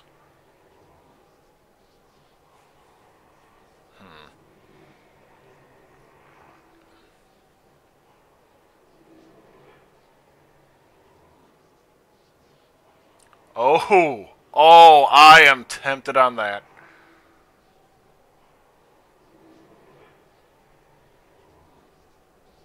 You know what? Theos ix Arcanon. There can be no forgiveness for your deeds, only justice. You shall escape judgment no longer. To apply the teachings of Durance would more immediately satisfy the cravings in my bones. But this is the stronger lesson, for his soul is already marked by his own hand. Plus, you can keep Yovara company. Perhaps this is the best place in the world for Theos. Somewhere he can't cause further harm. Still, you eventually found the Yovara. What is a few thousand years to someone like him? Yovara's there to keep him in check and possibly talk some sense into him. You regard Theos' soul still unsubdued, and your pronouncement seems to empower your spirit. Your will seems to you now a thick chain, and you wind it around Theos, constraining all movement, eliminating any possible last means of resistance. You call to mind the eternal prison, the vast empty cavern and its cells of Adra, vacated by souls that chose to betray themselves in order to escape an infinite abyss of hopeless self-reflection. You choose a vacant pillar and pour your consciousness into it, creating a perfect, inescapable hollow with space for one. And now you gather up Theos' soul and bear it to the pillar like some bodiless jailer conjured by justice itself. You can feel its resistance now, the abject terror radiating from it, but your bindings will not be broken. When at last it is sealed away and you begin to recede back to your center, you could almost swear you hear a distant, wordless cry for mercy. In the stillness that follows, a single word echoes through your mind, a word you spoke when you were one with Theos in an ancient memory. You realize it is the word that activates the machine. Whew.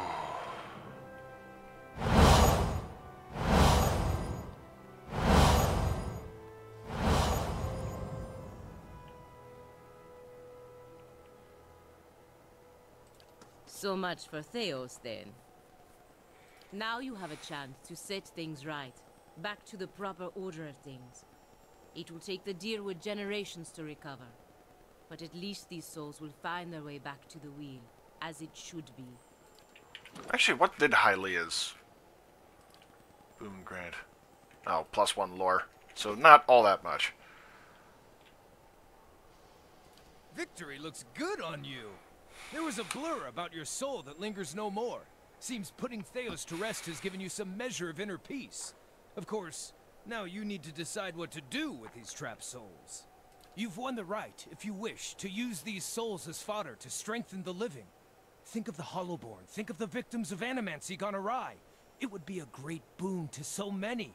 Consider, my Watcher friend, that a true hunter provides strength and sustenance for the whole tribe. But that is merely my 2 pawns on this matter. This is your hunt, your victory, your prize. When I lost my way, you helped steer me back to Gallowayne. I sincerely believe the Seeker God has returned the favor by guiding you to this moment. It has been an honor to be a part of your pack. Durance should be interesting. Need something? Ah! Ah, the end of the road greets us at last. You fared well, Watcher. Better than any Watcher has right to. Seems you were a field in need of a flame's cleansing. Honestly, I kind of think I was the flame that cleansed your field. Would that my own trial had produced such an outcome. I had figured myself for the field all this time. But you were the field, and I the darkness. A lesson Fire, neither I'm of pretty sure is what Durance that meant to be. nor of Margaret. But with that trial's end, a new one begins. A god's trial. And I will stand in judgment without mercy. Theos may be gone, but his crimes, the wounds he has inflicted, remain. And yet, if we would free ourselves from his legacy, you must first free the souls he has trapped. His work cannot be undone. Chaining these souls to broken lives will only prolong it. I'm not sure I agree. It is not the easy choice, Watcher. But much ill comes from forcing the world into a shape that does not fit it. We must allow for the mercies of the cycle to heal the lost, and live with our wounds for a time. So she's actually advocating that I send them back to the wheel, as opposed to... Huh. I've got a feeling that that would have been Bareth's preference here.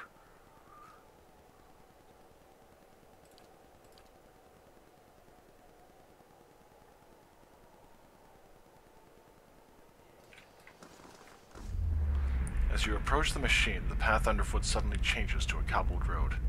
If you hadn't experienced visions like this already in Tyr Everon, you'd be tempted to believe that the machine had sucked you into it and deposited you in the middle of nowhere. Wodika. Standing next to you is a malnourished man clad in a threadbare loincloth and manacles. His entire body is striped with lash marks. Okay, Skane. You know something of quiet servitude, Watcher. Groveling and simpering before the gods whose aid you need. so that when they finally raise you to a place of power, you can seize what you desire. You have labored at the pleasure of others. That shriveled hag in Hadrit House, those preening soldiers with more taste for silk than steel, the wretched tribesmen playing out their fantasies of grandeur.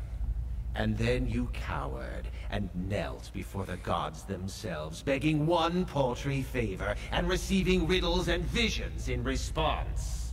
I cannot roll my eyes hard enough at this guy. And now the gods give you orders and commands, even while you set out to fix what they cannot. Yet what have they offered you? Copper says he's about to sell you on his own agenda. Only Wall knows what that might be. If I were you, I'd tell him the other gods offered us a dozen nubile lasses. See if you can match that and haggle from there.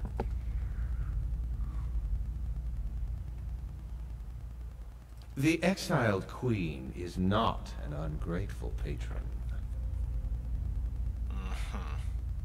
Finish the work Theos began. Strengthen Woodica with these souls and allow her to become the most powerful of all the gods, with you as her favored. Helping Woodica would mean that the secrets of the gods stay hidden.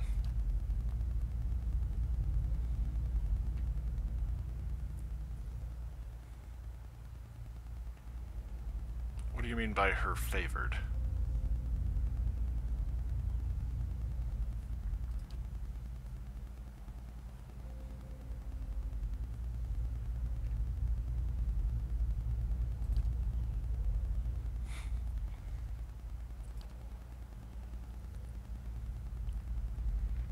Working against Woodica this whole time. Why would she thank me now after I've defeated her most loyal servant?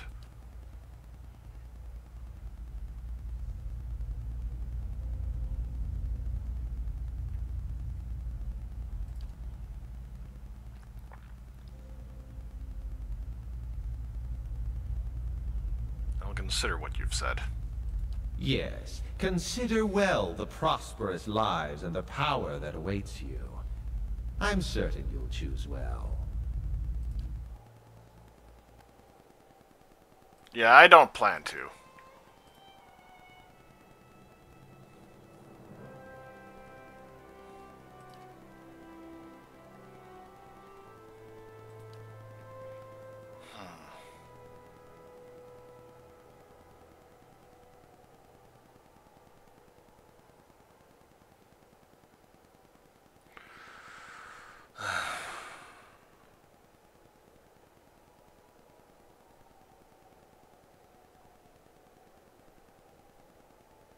It's gonna be one of those two. I'm not sure which. And You know what? She treated me honorably. I've got to treat her honorably in turn.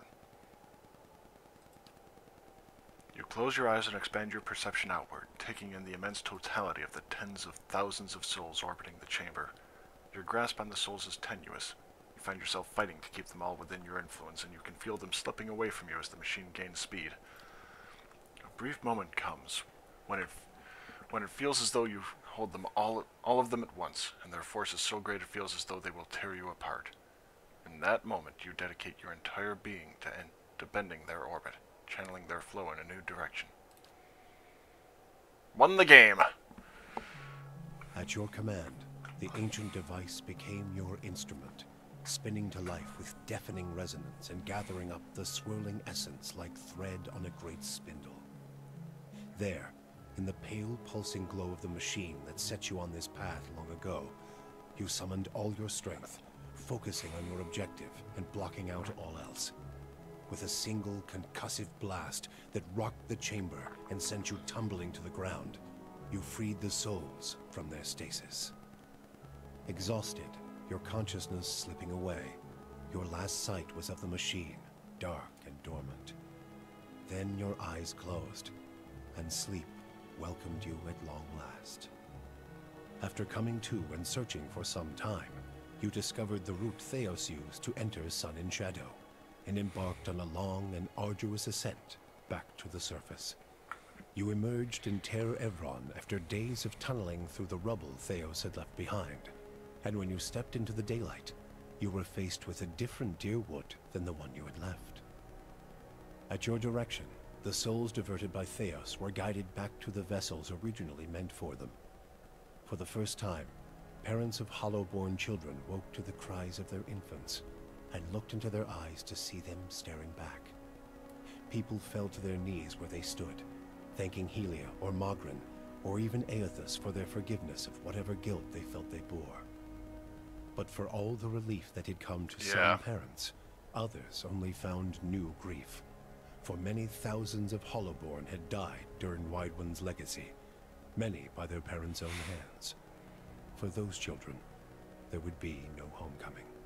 Yet the last Hollow birth was in the past now, and those parents willing to risk trying for a new child were frequently rewarded, often with twins. Many felt they saw Helia's hand in it, and the year would be remembered as the year of Helia's splendor. Lord Radric's zeal had brought him back to life once, but it would not do so again. Radric's destruction at your hands spelled the end of his suffocating rule over Gilded Vale and the surrounding area.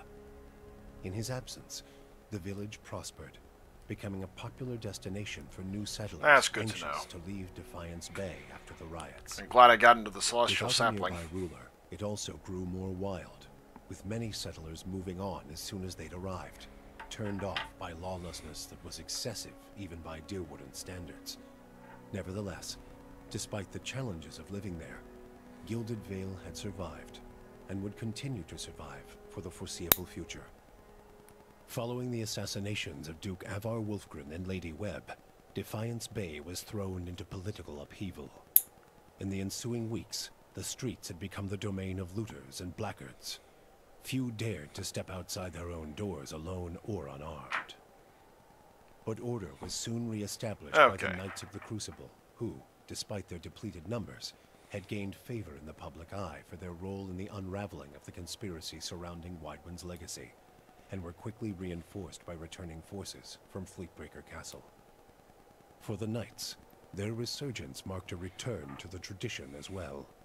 Having seen firsthand the dangers presented by dabblers and animancy, the Order quickly abolished the practice internally, preferring the familiarity of their hammers and forges to the uncertainties of Essence and Adra. Their identity rediscovered, the Knights suppressed their political aspirations and began once again to train their recruits in the art of blacksmithing, recapturing the post-revolutionary ideals of Deerwood and regaining the respect of its citizens as a result. Though the machine atop Ter Noaneth had been disabled, it had not seen its last use. Heritage Hill was rebuilt, and no sooner had first families moved in to resettle the district than members of the Leaden Key, acting under standing orders from their Grand Master, climbed the tower and reactivated the machine. Oh, shit. The initiates slew a handful of the new settlers under cover of night and watched as history repeated itself, the victims reanimating and devouring the survivors. After this second incident, the district would remain abandoned. The Duke's assassination at the apparent hands of an animancer had caused catastrophic rioting in the streets of Defiance Bay. But those who had escaped the melee in the palace hearings remembered the testimonies of the strange guest who had shown up that day and absolved animancy, implicating the Leaden Key instead. The rumor spread quickly, and soon the popular belief was that the assassin had been a Leaden Key spy. When the legacy had lifted, people came to see it not as a sign that the riots had been according to the gods' wishes, as Theos had hoped, but as a confirmation that animancy had never been the source of the problem in the first place. Deerwoodens instead convinced themselves that the riots had somehow purged Defiance Bay of Leaden Key spies, and that the end of Wideone's legacy was their well-deserved reward.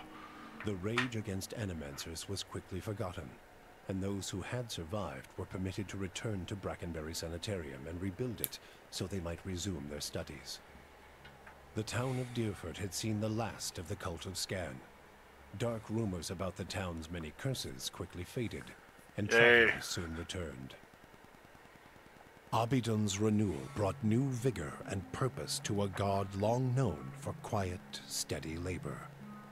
Handicraft saw a revival in the Deerwood, and no smith wanted for an apprentice. Additionally, Abidon's restored interest in preservation led to redoubled efforts to survey Engwithan ruins. Animancers and craftsmen alike found much to study, but tensions with Aer Glanfath rose. I'm kind of curious about their relationship As for Stalwart, the Battle of Caeron's Scar only strengthened their resolve to unlock the mysteries of Durgan steel and build new marvels with the White Forge. However, Stalwart's ambitions brought them into further conflict with the Raid Serens, as more and more impoverished communities gathered at the border and vowed to finish the work of the Iron Flail.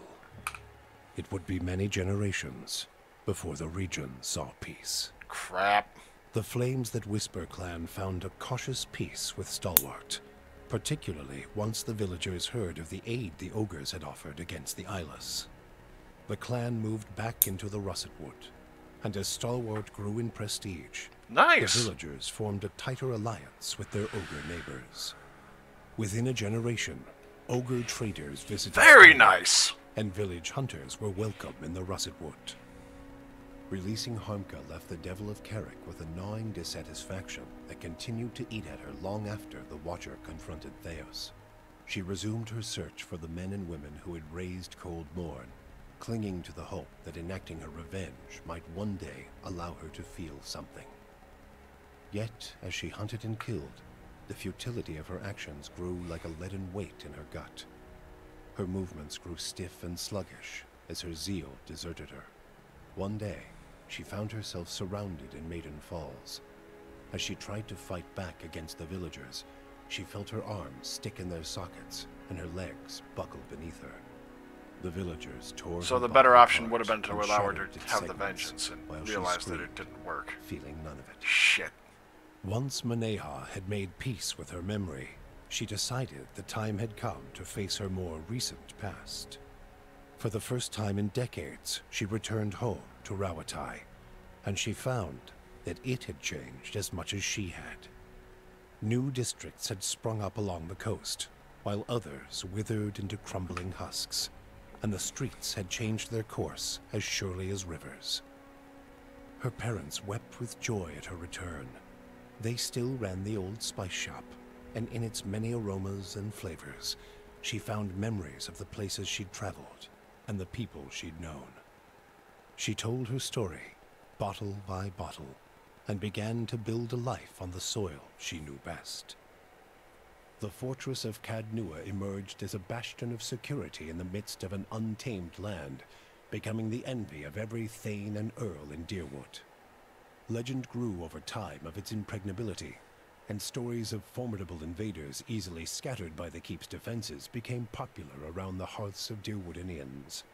Likewise, it also became a beacon to travelers, merchants, and visiting dignitaries alike. Reputed as the finest fortress in all Deerwood, people would journey from near and distant lands alike to experience its fabled hospitality and grandeur. After the death of the Master below, a strange quiet fell over the endless paths of Adnua. The attacks on the fortress above ceased, Adnua's silent titan the closest remaining thing to a master in its musty, forgotten passages. Palagina had gone against the Duke Spell's orders by inventing a new trade arrangement with the Anamenfath to accommodate the recovering Deerwooden market. With the Deerwood's people still weakened by Weidman's legacy, the Valian republics easily pushed their would-be competitors out of the market. For her outrageous insubordination and audacity, Palagina was banished from the republics. Crap. She traveled north in the Eastern Reach, avoiding Valian She deserved courts better. and entering the ranks of the kind wayfarers. Despite her bravery and dedication to those in her care, her strange appearance made her feel like an outsider wherever she went. With your business concluded, Haravius quietly took his leave and headed home to Thane Bog. The elders of the Fisher Crane had not warmed to Haravius in his absence, and when he arrived, he was denounced and scorned. Haravius spoke of his deeds and of his communion with Galawain, yet none would support his petition to return to the tribe. One by one, starting with the oldest, Herodias challenged each member of the council to single combat, humiliating the Riau in a series of savage duels. With half the council bloodied and shamed, the elders at last acknowledged Herodias' strength, announcing him a hunter of the Fisher Crane tribe. Upon being granted this title, Herodias calmly left the village and embarked again on his life of wandering. Stands to reason. Adair chose not to return home to Gilded Vale. Good call. Still most comfortable far from cities, he settled in Deerford, which, like many towns in the Deerwood, was beginning the slow process of rebuilding. Believing now that it was the obligation of Kith to be the leaders their gods had not, nice!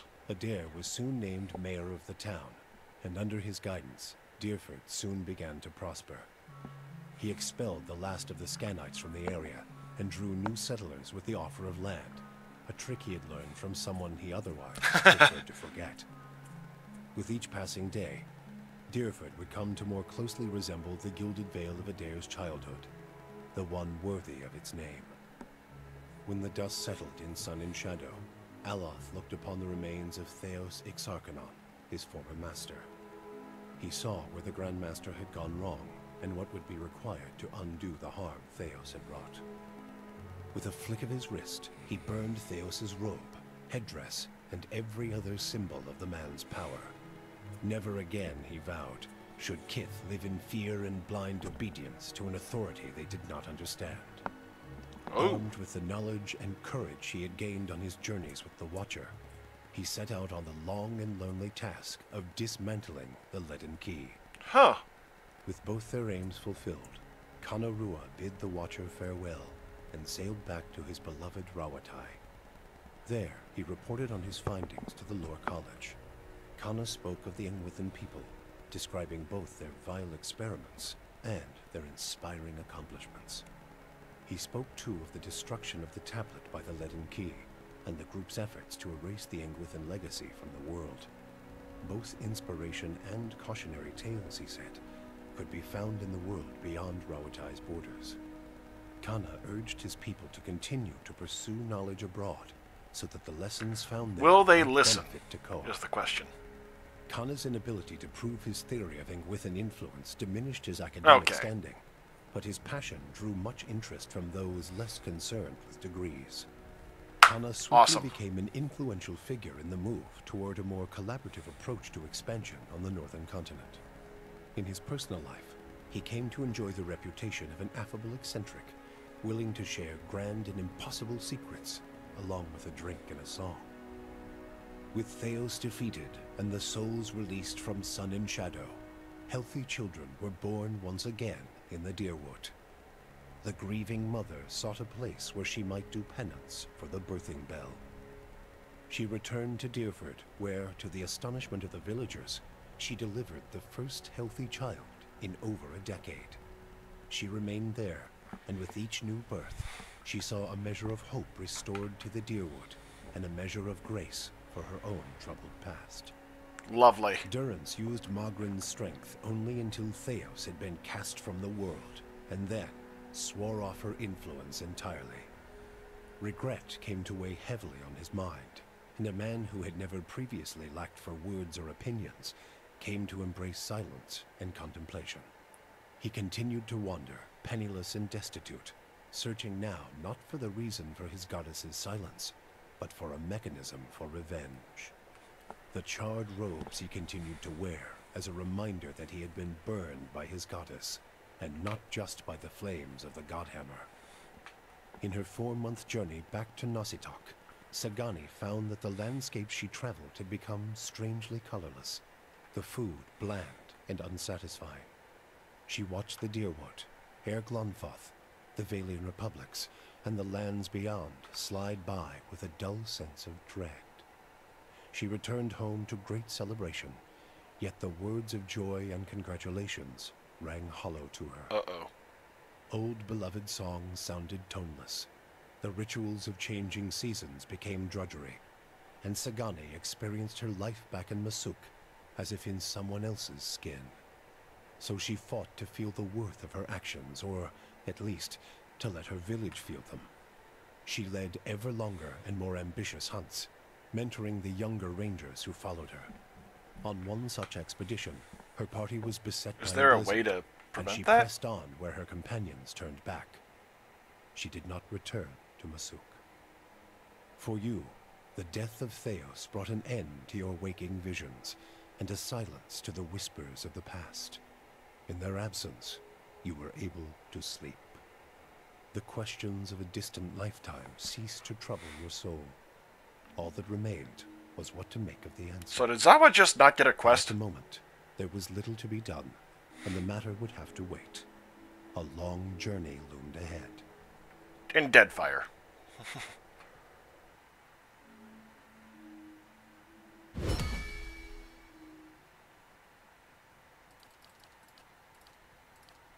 There we go.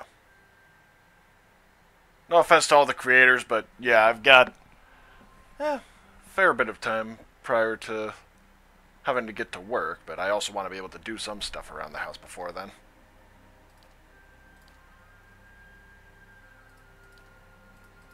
Ooh, actually.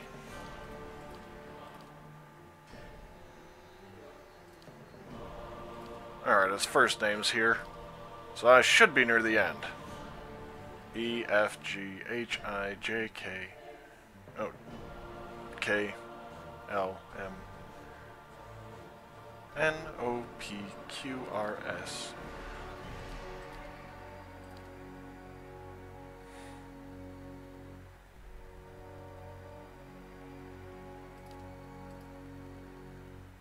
Should be coming up here somewhere.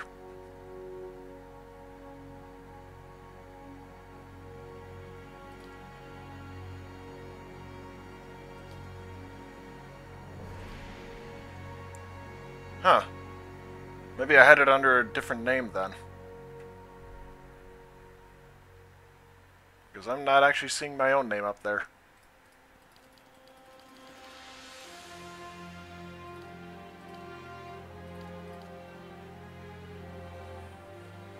Pillars of Eternity. And there is the game completed. So thank you all for joining me, and I will be back tonight to start the sequel. In the meantime, have a nice day.